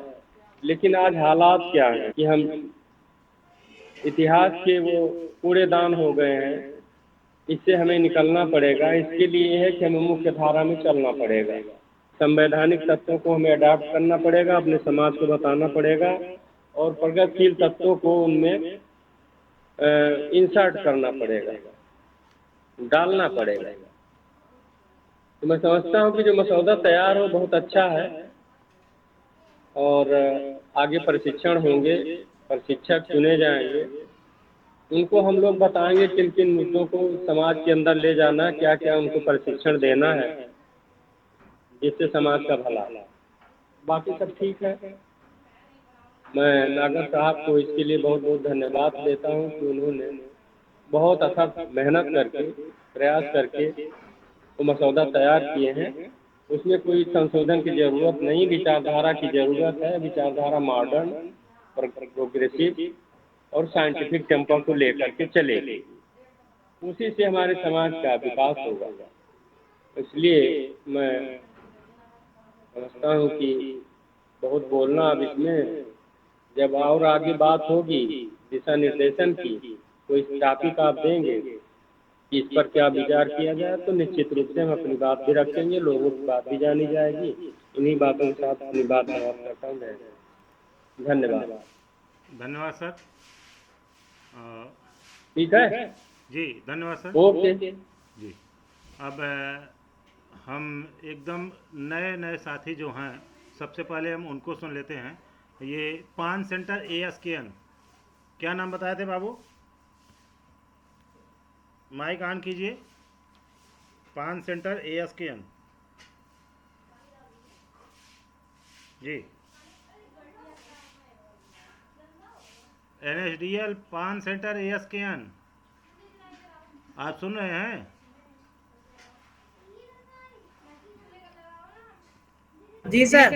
हाँ, अपना परिचय देकर बताइए। हाँ सर, सुन रहे हैं। हाँ बोलिए, अपना परिचय दीजिए और आज के विषय पर आपको कुछ सर मैं कहना है? किशोर कुमार माझी। जी, आज के विषय पर आपको कुछ कहना है? जी सर। सर मैं किशोर, अभी आज ही जी सर, अभी आज की टिप्पणी में कुछ कहना नहीं चाहूँगा क्योंकि आज ही जुड़ा हूँ मैं पिताजी के कहने पे, तो इतना ज़्यादा समझदारी है नहीं मुझ में। इतना तो समझदारी है, तो ये जोड़ना कम समझदारी नहीं है, बहुत ज़्यादा समझदारी है। और अपने आप को इतना छोटा या इतना कमज़ोर मत समझिए, ठीक है बाबू? वो हाँ जी बताइए। जी सर। हाँ क्या करते हैं बाबू आप? किशोर कुमार, पता बताइए आप अपना। जी हमारी कंप्यूटर की शॉप है सर, छोटी सी। अच्छा सर छोटी सी कंप्यूटर की शॉप है सर। जी, जगह बताइए, किस स्थान पे है? कंप्यूटर रिपेयरिंग और पेन सेंटर चलाते सर। चलिए, बहुत अच्छी बात है। ये समाज को इसकी बहुत ज़्यादा आवश्यकता है बाबू। और चूँकि जी सर। हाँ, कहाँ हैं आप बताइए जगह? पान सेंटर, ये आपका कंप्यूटर सेंटर कहाँ है? अशोक नगर में सर। अशोक नगर? अशोक नगर तो कई जगह है, बनारस का ये अशोक नगर यादव कॉलोनी। अशोक नगर यादव कॉलोनी किस नहीं जगह? सर, नहीं सर, MP अशोक नगर। हाँ डिस्ट्रिक्ट है, यहाँ पर जिला है MP में। अच्छा, अशोक नगर डिस्ट्रिक्ट है? MP में एक जिला है अशोक नगर। जी, जिला अशोक नगर। चलिए, बहुत अच्छी बात है। अशोक नगर के किस जगह पे है बाबू, जैसे आपसे संपर्क किया जाए? जी sir, Yadav colony bypass road sir. Yadav colony bypass road. जी सर। चलिए, नंबर बताइए अपना। जी मोबाइल 9630। 9630। जी मोबाइल नंबर 9630। हाँ आगे बोलिए। 199964। 1999। जी सर। हाँ 164। फिर से बोल दीजिए एक नहीं, बार। हाँ, 9964। अच्छा 99964। एक बार मैं रिपीट कर देता हूँ सर, 9630 हाँ 199964। 1999। जी सर। अच्छा ठीक है, चलिए बड़ी अच्छी बात। 2 2 4 2 6 2 8 2 10, ठीक है, ओके। और कुछ कहना है आज के विषय पे? धन्यवाद। चलिए एक आज चीज़ के हम विषय पे चाहेंगे। हाँ आज तो कुछ नहीं कहना है, फिर दोबारा जुड़ते हैं तो एक बार फिर से ध्यान रखें। नहीं, आपको जुड़ना पड़ेगा। और क्योंकि आज आपको, चूँकि अशोकनगर से, ज़िला अशोकनगर से आप आज पहले दिन जुड़ रहे सर हैं। किसान। जी, चूँकि आप शायद शॉप में ही बैठे हुए हैं जी और सर। शॉप से ही वर्किंग कर रहे हैं, अच्छी बात है, स्वागत है। और आपसे एक चीज़ हम कहेंगे कि हमें ज़रूरत पड़ेगी, जितने हमारे सेंटर होंगे सबको लैपटॉप कंप्यूटर की ज़रूरत होगी, तो इसके लिए आपको तैयार रहना पड़ेगा और इसकी प्रभारी बन के आपको कार्य करना पड़ेगा। तो इसलिए आप हर मीटिंग में जुड़िए और जुड़ करके इस पर जो है कि आप पूरी की पूरी तैयारी रखिए और समाज को सहयोग दीजिए। आपको हम बहुत ज़्यादा सहयोग नहीं, आप जिस वर्किंग में हैं उसी तरह से हमको सहयोग चाहिए, ठीक है? और जैसा हम लोगों से सहयोग होगा वैसा सहयोग हम लोग पूरा समाज आपको जी सर। देंगे। जी जी धन्यवाद। चलिए माइक अनम्यूट कीजिए। जी, अब हम चलते हैं धन्यवाद अपने सर। और अन्य साथी की तरफ। मथुरालाल माझी जी, मथुरालाल माझी जी।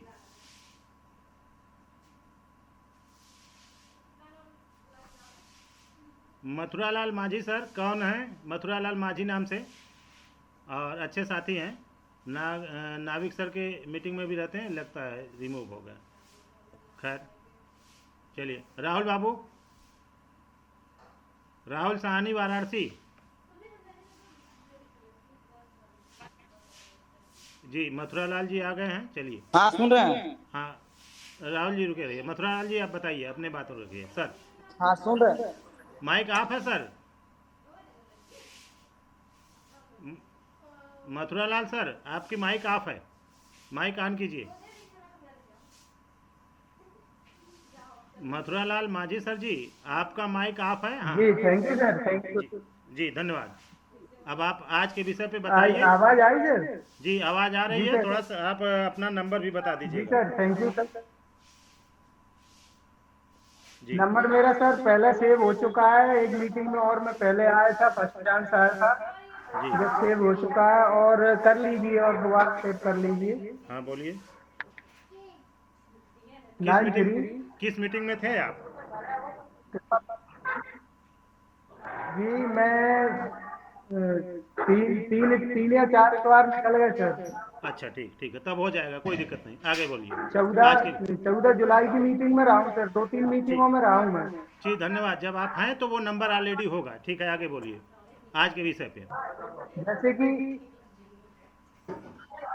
जी जी जैसे कि सर आपने दर्शाया कि जो है कश्यप शब्द के लिए हमको बहुत सतर्कता की जरूरत होगी, तो ये यथार्थ सत्य है सर। इसमें ब्राह्मण भी है, इसमें कुर्मी, छत्तीसगढ़ के कुर्मी लोग सबसे ज्यादा कश्यप लिखते हैं। वो पूरा छत्तीसगढ़ ही कुर्मी लिखता है, कुर्मी कश्यप लिखते हैं वो। तो उसके लिए हमें बहुत सतर्कता की आवश्यकता पड़ेगी सर। जी धन्यवाद सर। और ये सीक्रेट है। तो जी आवाज आ रही है सर मेरी? जी पूरी आवाज़ आ रही है। जी सर मेरी आवाज पहुंच रही है? जी जी आपकी आवाज़ एकदम स्पष्ट है, रखिए। जी सर। जी सर, सीक्रेसी के लिए सर जैसे रखा गया है, उसके लिए बहुत ही सतर्कता की जरूरत होगी हमको। कई बार जो है आइडिया जो है गलत नाम से आइडिया बना के लोग इंसल्ट होना चाहेंगे इसमें जो है कई प्रकार से। तो उसके लिए हमें वेरिफिकेशन, जैसे आज किया गया, किशोर का वेरिफिकेशन किया गया, उसके लिए बहुत अच्छा लगा सर। ऐसे ही वेरिफिकेशन के बगैर किसी को भी एंट्री न दी जाए, अगर सीक्रेसी हमको रखना है तो। जी धन्यवाद सर। सीक्रेसी बहुत अनिवार्य है सर। जी जी जी सर, बस इतना ही कहना चाहूँगा। और आगे मैं सुन रहा हूँ सर, सभी से सीख भी रहा हूँ सीख जी, भी रहा हूँ। सीखना तो हमें भी है, हम भी आप लोगों से सीख ही रहे हैं। और चूंकि सीक्रेसी हमने हमेशा इसी चीज़ का प्रयास किया है कि जी सीक्रेसी बनी रहे।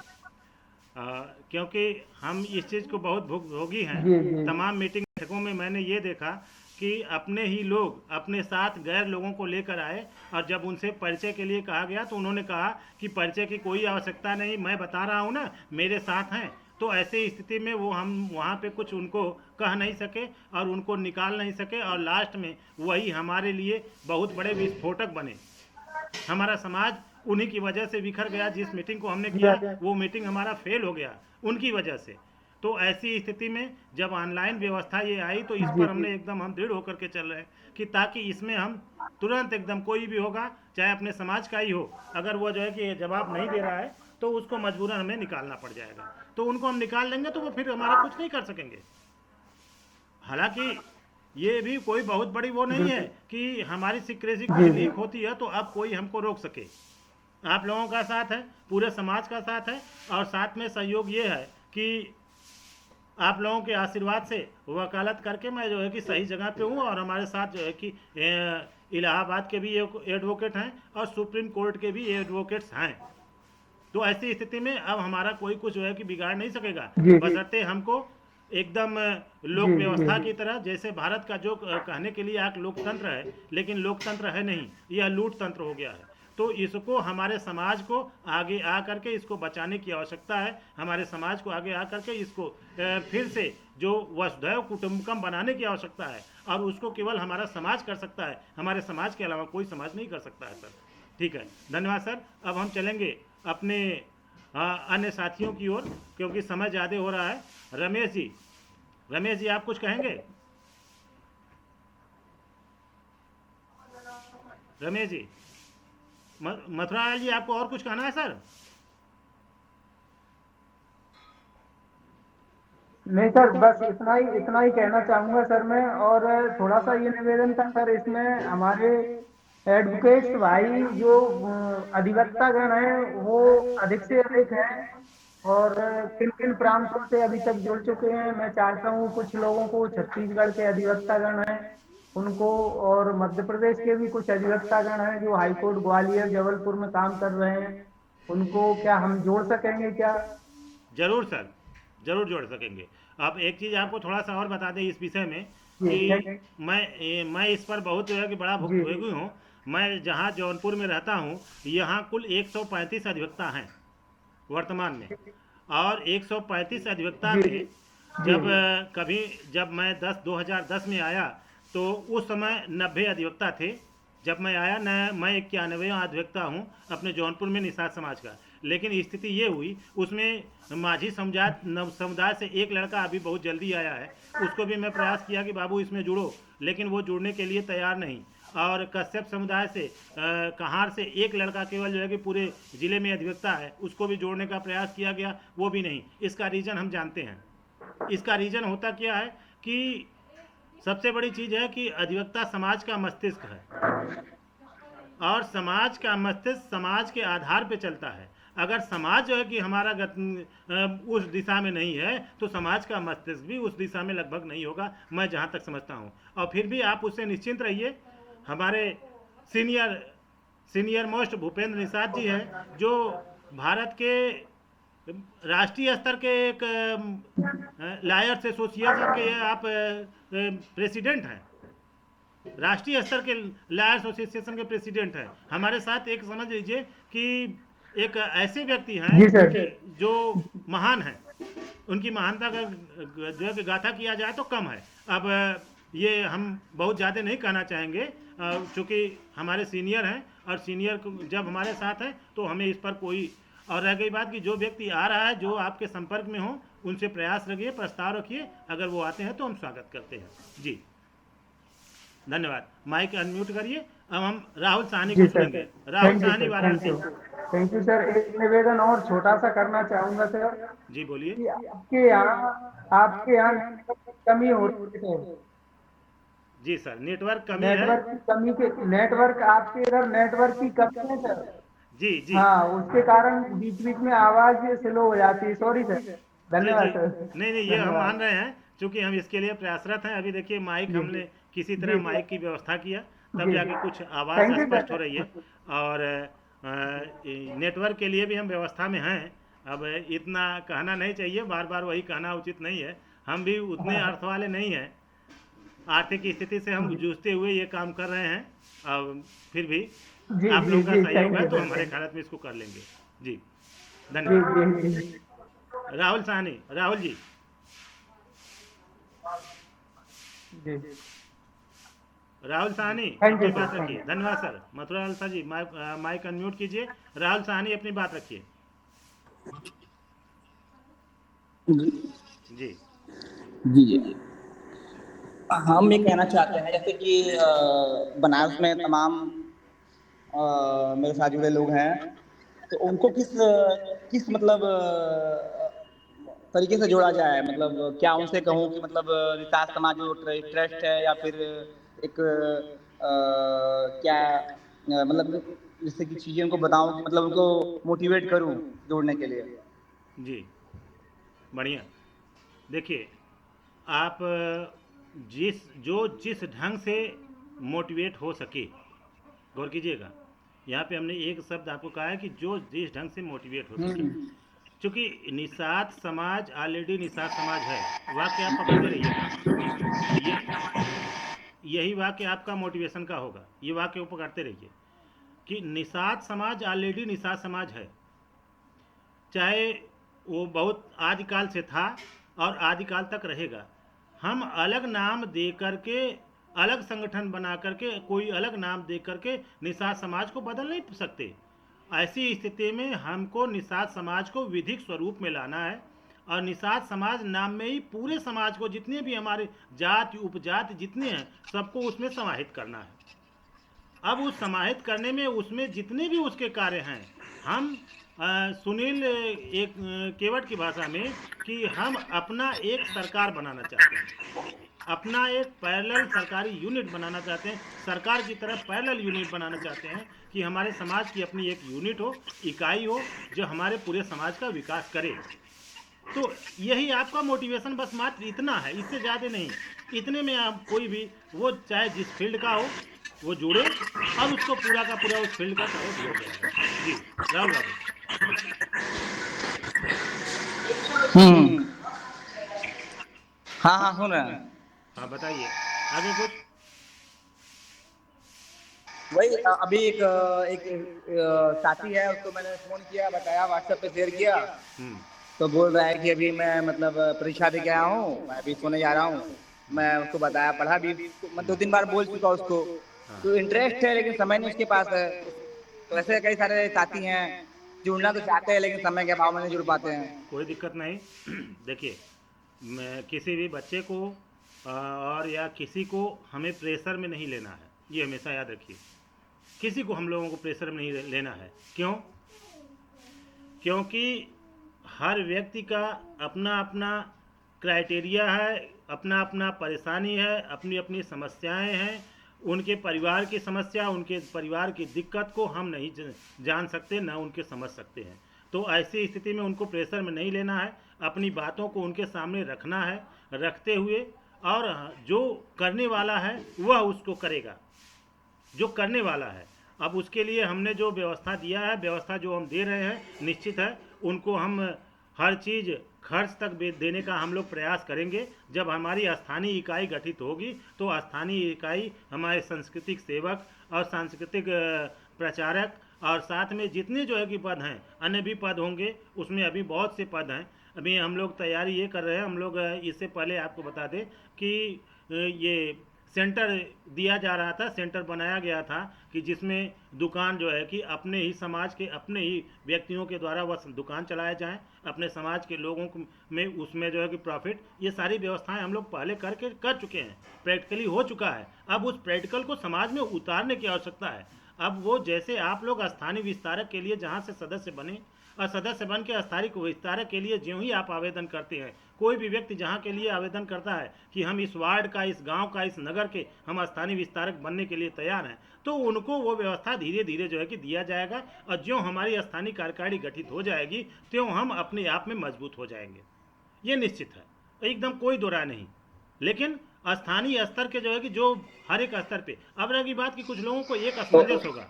जी हाँ, बोलिए बोलिए, कुछ कहना चाहते थे आप, बोलिए राहुल बाबू। समाज के लोग जैसे इंटरेस्ट तो लेते हैं लेकिन विश्वास नहीं करते हैं कि क्या कार्य सफल हो पाएगा, नहीं सफल हो पाएगा। इन सब चीजों में से रुचि तो लेते हैं हर चीजों में, लेकिन उनको लगता है कि ये कार्य पॉसिबल नहीं हो नहीं पाएगा। जैसे भी भूपेंद्र सर कह रहे थे कि काफी वजनी है, भारी काम है, और सच्चाई भी है कि है, लेकिन अगर हम लोग सब लोग मिल करके एक साथ काम करेंगे तो फिर कहीं ना कहीं हम लोग इस काम में सफलता प्राप्त कर सकते हैं और एक लोगों को संदेश दे सकते हैं कि हाँ हम लोग कार्य करने में सक्षम है। जी देखिए, कार्य को करने की, सोचने की, केवल जो है कि आप अगर स्टार्टिंग भी हाफ डन, ये आप जानते हैं, और इसकी स्टार्टिंग हो चुकी है, आधा कार्य आधा हम लोग जो है कि फतह कर चुके हैं। आधा फतह करने का क्या तरीका था ये आपको बता दें कि थोड़ा सा हमने शासन से और समाज से, हमने शासन प्रशासन से, लोक व्यवस्था से हमने चीटिंग किया। ये परिवार में बता रहा हूँ, बाहर में नहीं बता रहा हूँ कि चीटिंग शासन प्रशासन से क्या मैंने किया कि वो आपके समाज को पंजीकरण करना नहीं चाहते थे। सोसाइटी रजिस्ट्रेशन एक्ट में जब पंजीकरण के लिए आवेदन किया गया, उस पर लाल स्याही लगा दिया गया कि पंजीकरण नहीं होगा। वाराणसी मंडल में उसको रोक दिया गया, उस पर लाल स्याही लगा दिया गया। और उसके बाद तब हम लोगों ने यहाँ पे जो है कि निषाद समाज नाम को केवल पंजीकृत किया और पंजीकृत एक ट्रस्ट के रूप में कराया, और वो भी एक बच्चा उसमें हम लोगों का सहयोग किया। और फर्स्ट रजिस्ट्रेशन रजिस्ट्रार को बैठने से पहले ही रजिस्ट्रार का केवल उस पर दस्तखत ले लिया गया। जैसे ही रजिस्ट्रार बैठे पहले जी जी बोलिए सर, नाविक सर बोलिए। मेरा कहना सर, हम लोग मुद्दे पर, हाँ मैं सोचता हूँ पॉइंट पर बात करें, क्यों उसमें उस पे जा रहे हैं हम लोग, मेन पॉइंट्स पर बात करें तो मेरे साथ ज्यादा। सॉरी सर, सॉरी, ये मेरा सजेशन है, बाकी अदरवाइज नहीं, वो सही आप कह रहे हैं जी, धन्यवाद। अब हम आज के विषय पर फिर हम आगे बढ़ते हैं। राहुल जी, आज के विषय पर आपको कुछ कहना है? राहुल जी, आज के विषय पर कुछ कहना है? नहीं, अध्याय 2 में कोई समस्या है? चलिए ठीक है, ओके, धन्यवाद। अब हम चलेंगे। रमेश जी, आपको एक बार इनवाइट किया गया, आपने कुछ नहीं कहा। हालांकि रमेश जी पहले नहीं बताया कि मेरी तबीयत नहीं ठीक है, और संभवतः आज वो जो है केवल सुन ही रहे हैं। अब हम राजेंद्र सर को सुनेंगे। राजेंद्र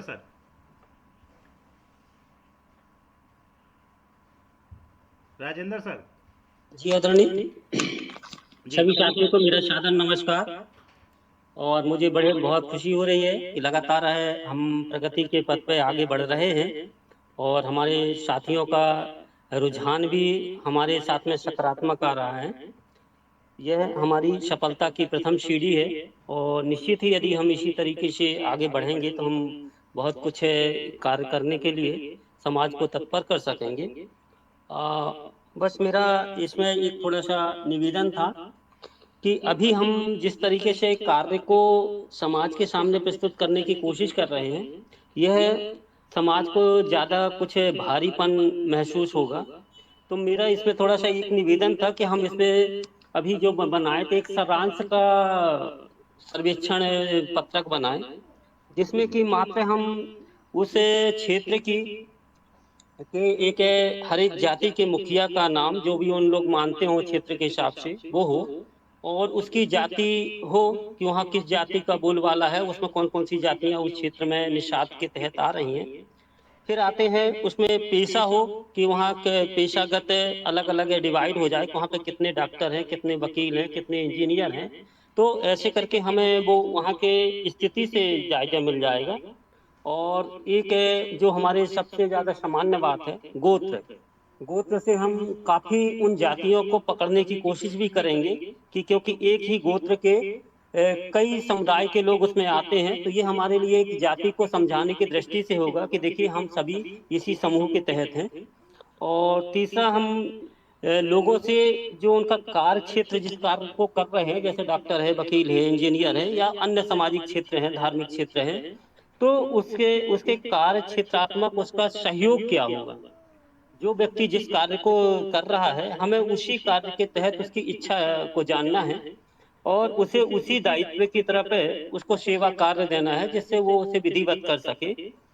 और जहाँ एक बात आई थी सांस्कृतिक आयोजन की, तो हम अपनी जो केंद्रीय कार्यकारिणी की बात चल रही है, इसमें हम बिल्कुल लिमिटेड ही सांस्कृतिक कार्यक्रम को रखें। मुश्किल से एक रखा जाए तो साल में 4-6 ही कार्यक्रम ऐसे मुख्य रूपों से देने की कोशिश करें, जिससे कि हमारे समाज के ऊपर ज़्यादा समय और धन का भार न पड़े।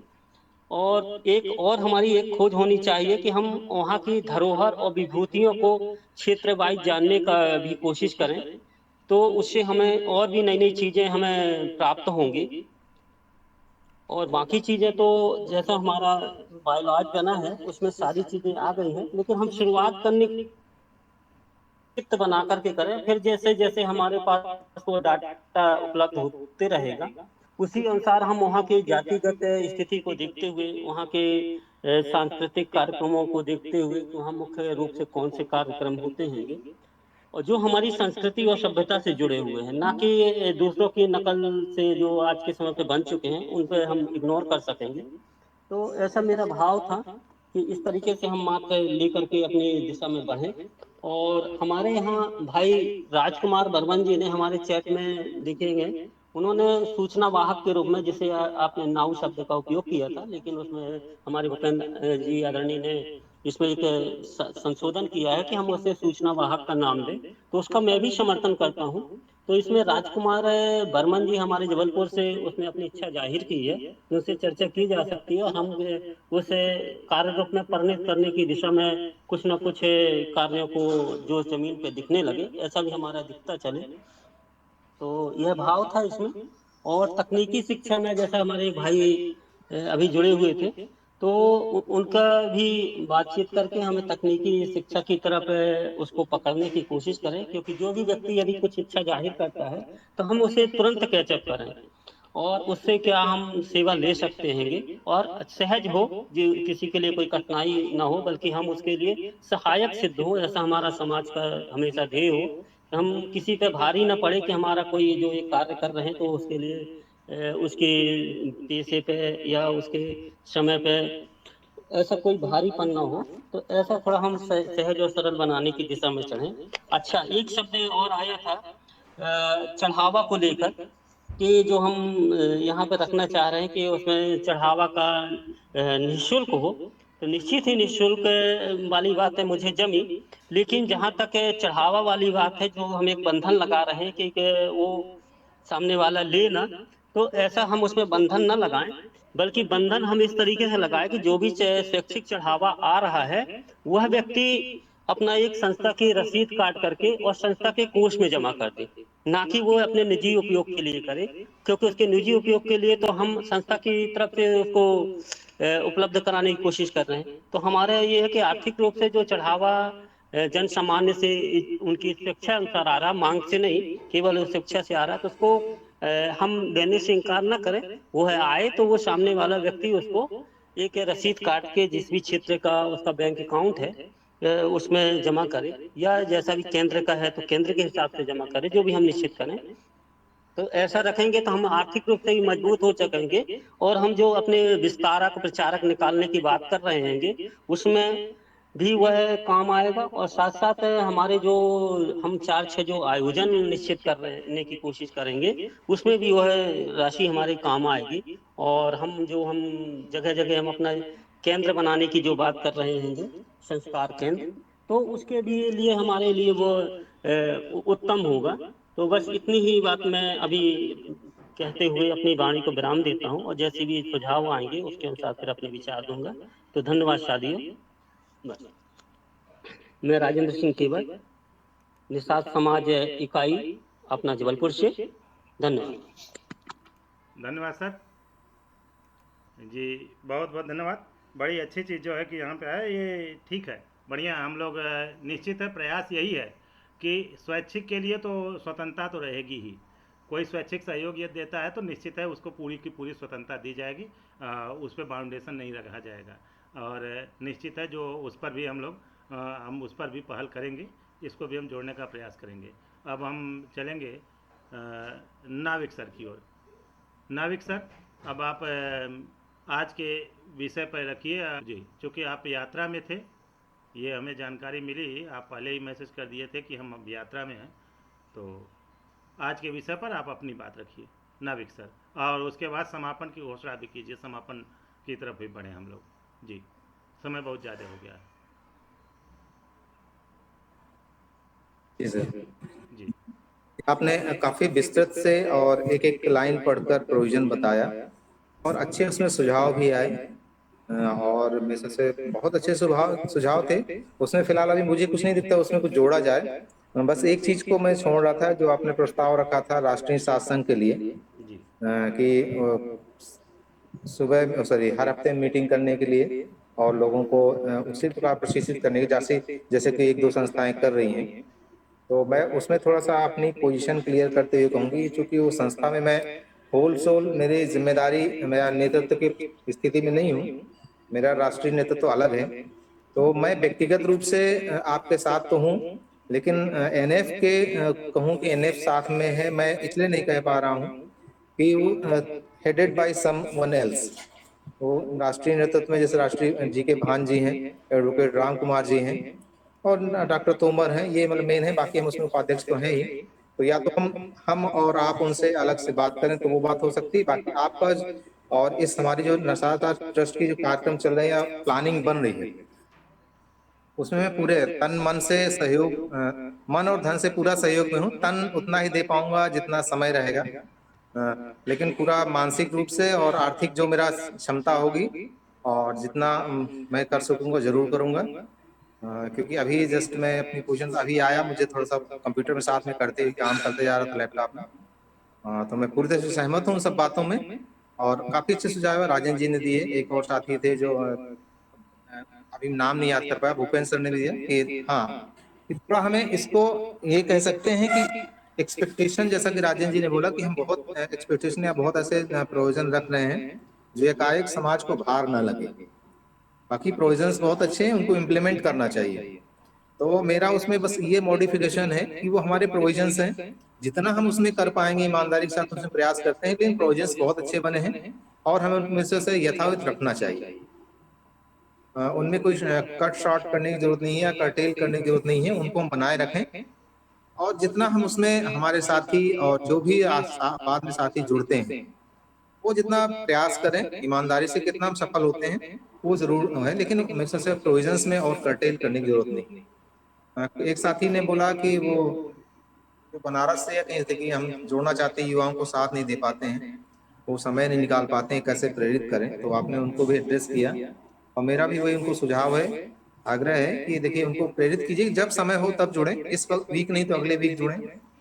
और अगर मान लो 4-5-6 लोगों का ग्रुप है तो बाकी व्यस्त हैं, तो 1-2 साथी जुड़ जाए तो उनको ब्रीफ कर दें कि ऐसा साथ चर्चा हुई है। तो इस प्रकार हम अपने लोगों को इस बात को बता सकते हैं और कन्विंस कर सकते हैं, मोटिवेट कर सकते हैं। और यही तरीका है। आज मैं एक नोट पढ़ा जो बहुत मेरे को यूनिक लगा, एक व्हाट्सएप ग्रुप में, थोड़ा मैं शेयर करूंगा 2 मिनट, मुझे अच्छी चीज लगी तो मैं उसको शेयर कर रहा हूँ। रेफरेंस कहीं और है लेकिन यहाँ सटीक बैठता है कि क्यों हमारे लोग या हम लोग या कोई वर्ग क्यों जुड़ पाता है, क्यों नहीं जुड़ पाता, उस पर है। उसमें रेफरेंस था, जो मैसेज था कि ओबीसी में क्रीमी लेयर के कारण ओबीसी वर्ग जो है अपने अधिकारों को, आरक्षण कह लें या बाकी अधिकारों को जानता है लेकिन ले नहीं पाता। कारण क्या है, जो उसमें एनालिसिस करके नोट लिखा था उसने, कि उसका मूल कारण ये है कि आखिर लड़ाई लड़ने वाला होता कौन है? जो सक्षम होता है। सक्षम मतलब जिसको थोड़ा फाइनेंशियली टेंशन कम होगा, वही आपकी लड़ाई लड़ेगा। तो ओबीसी वर्ग से क्रीमी लेयर को अलग कर दिया गया, जो थोड़ा संपन्न था, पैसा लगा सकता था, आपको सपोर्ट कर सकता था। तो अदर देन नॉन जो क्रीमी लेयर बचा, तो वो तो अपनी जिम्मेदारियों में उलझा हुआ है, उसको अधिकार पता है, लेकिन जिम्मेदारी को पाने के लिए, सॉरी, अधिकारों को पाने के लिए कुछ संघर्ष ही नहीं कर पाता, क्योंकि रोजमर्रा की जिम्मेदारी में फंसा हुआ है। इस कारण ओबीसी वर्ग जानते हुए जो नॉन क्रीमी लेयर है अपने अधिकारों को नहीं पा पाता। वही बनिस्पत जो बोलते हैं, उसने रेफरेंस दिया कि कुछ जो अनारक्षित वर्ग के साथी हैं, उनकी लड़ाई देखिए कौन लड़ रहा है, जो टॉप में बैठे लोग हैं, जो पैसे वाले हैं। तो इस प्रकार जो ओबीसी वर्ग को या एसटी/एससी को कैटेगराइज किया जा रहा है, उसका दुष्परिणाम भविष्य में ये होगा। तो मैं यहाँ भी यही कहना चाहूंगा कि ठीक है, हमारे साथी अगर जो बच्चे हैं, युवा हैं या बेरोजगार हैं, कमजोर हैं, आखिर उसमें नहीं जुड़ पाते हैं, तो हम ये बिल्कुल सोच करना बैठ जाए कि यार कमजोर वर्ग या गरीब वर्ग इसमें नहीं जुड़ता। ये क्रीमी लेयर यानी जो संपन्न है, चाहे मानसिक रूप से या आर्थिक रूप से, वो उनकी जिम्मेदारी बनती है कि उस लड़ाई को आगे लड़े, आगे बढ़ाएं। मेरा रेफरेंस यहाँ कहने का ये मतलब था। और थोड़ा सा तो हम एक्सपेक्टेशन रखते हैं कि जो हमारा साथी है, जैसे पढ़ा लिखा साथी, तो आधा घंटे समय दे दे, 10 मिनट ही समय दे दे। युवा साथी को हम अगर तैयारी कर रहा है तो मैं नहीं करें पूरा घंटे दे, लेकिन 5 मिनट जुड़ जाएगा तो हमारा हौसला बढ़ेगा और उनको कुछ ना कुछ 5 मिनट में तो मिलेगा। यानी म्यूचुअल जो मिलेगा एक दूसरे को, उसकी कोई कल्पना नहीं की जा सकती और बहुत बड़ी चीज होगी। बस मेरा ये निवेदन था उन साथियों के लिए, मैसेज था। धन्यवाद सर, मैं अभी फिलहाल इतना ही कह रहा हूँ, फिर अगले जैसा आपका आदेशों निर्देशों को वैसे बात। धन्यवाद सर। चूँकि तमाम चीज़ें हैं, चूँकि निश्चित है कि हम हमेशा नोट भी कर रहे हैं। और एक चीज़ सर ने कहा था कि रिकॉर्डिंग पूरा रखने की, तो थोड़ी सी दिक्कत ये हुई कि रिकॉर्डिंग के लिए जितना स्पेस चाहिए, लैपटॉप उतना स्पेस ले नहीं पा रहा है। 2-1 बार उसको लेने का प्रयास किया तो लैपटॉप हैंग करने लगा और वो डिलीट हो गया, और उसमें थोड़ी सी दिक्कतें आ रही हैं। तो लेकिन फिर भी पूरा लिख करके मैनुअल में रखने का प्रयास कर रहा हूँ, पूरी मीटिंग को भी और हर चीज़ को। तो अब आज तक तो जो भी लोगों के राय आए हैं उसको भी हम उसमें जोड़ने का प्रयास करेंगे। जैसा बीच में सुनील जी का आया था राय, जो लखनऊ के प्रभारी बनने के लिए तैयार हैं और उस पर प्रयासरत भी हैं। आज दिल्ली भी जा रहे हैं इसी संस्था को ऑनलाइन करने के पर्पज से, उद्देश्य से वो दिल्ली निकल रहे हैं, शायद निकल चुके होंगे। हाँ सर, मैं थोड़ा सा डिस्टर्ब। सर सुनील सर का आपने नाम लिया ना, सुनील जी जी जी। तो सुनील जी आए थे, सुबह स्टार्टिंग में थे और उन्होंने बताया कि हम निकलने वाले हैं, शायद 11 बजे ही उनका ट्रेन था। तो वो दिल्ली निकल चुके हैं और ऑनलाइन इसको करने के लिए, ऑनलाइन साइट बनवाने के लिए, कि इसका साइट बनवाने का किसी कोई अपने ही समाज के व्यक्ति हैं जो रिटायर्ड किसी पद से हैं, तो उनके पास वो जा रहे हैं, उनसे उन्होंने बात किया है और वो अपना जा करके उसकी व्यवस्था करने के लिए निकल चुके हैं। तो उनका जो सुझाव था, उनका भी एक सुझाव था कि जो भी हमारे सदस्य जुड़े, एक बार में ही उनको आजीवन सदस्य जैसे ही पंजीकृत किया जाए, वो जो है कि आजीवन पंजीकृत कर लिया जाए। तो आजीवन सबको पंजीकृत कर लिया जाएगा और उसके बाद वो चाहे आपका वार्षिक जो सहयोग अंश होगी वो अगर देते हैं तो भी ठीक, नहीं देते हैं तो भी ठीक। तो उनके प्रस्ताव को रखा गया और ऐसे ही जो भी प्रस्ताव बीच में आ रहे हैं, अगर उचित और अच्छे हैं तो निश्चित है उसको रखा जाएगा। और निश्चित है जितने लोगों का प्रस्ताव आ रहा है, मैं समझ रहा हूँ कि हर ढंग से अच्छे ही आ रहे हैं, तो उसको समाहित किया जाएगा और उसको थोड़ा बहुत इधर उधर करके कि भाई तर्क और तथ्य पे मिला करके उसको हम संशोधित करके अवश्य रख लेंगे। इतना आप लोगों ने क्षमता प्रदान किया है। जी, समय बहुत हुआ और सभी लोगों का फिर धन्यवाद। फिर हम मिलते हैं मंगलवार को शाम को और फिर अगले रविवार को फिर 10:15 बजे से मिलते हैं। तब तक हम बीच में फिर अगले चैप्टर को आप लोगों को दिखा देंगे, भेज देंगे और पढ़ करके फिर तैयार कर लीजिएगा। जी, सभी साथियों का धन्यवाद और भूपेंद्र सर का बहुत बहुत धन्यवाद कि वो इतना समय दे सकते हैं। जी धन्यवाद सर, सभी लोगों का धन्यवाद। जी, और फिर किशोर जी आपसे हम फिर बात में धन्यवाद। जी धन्यवाद सर।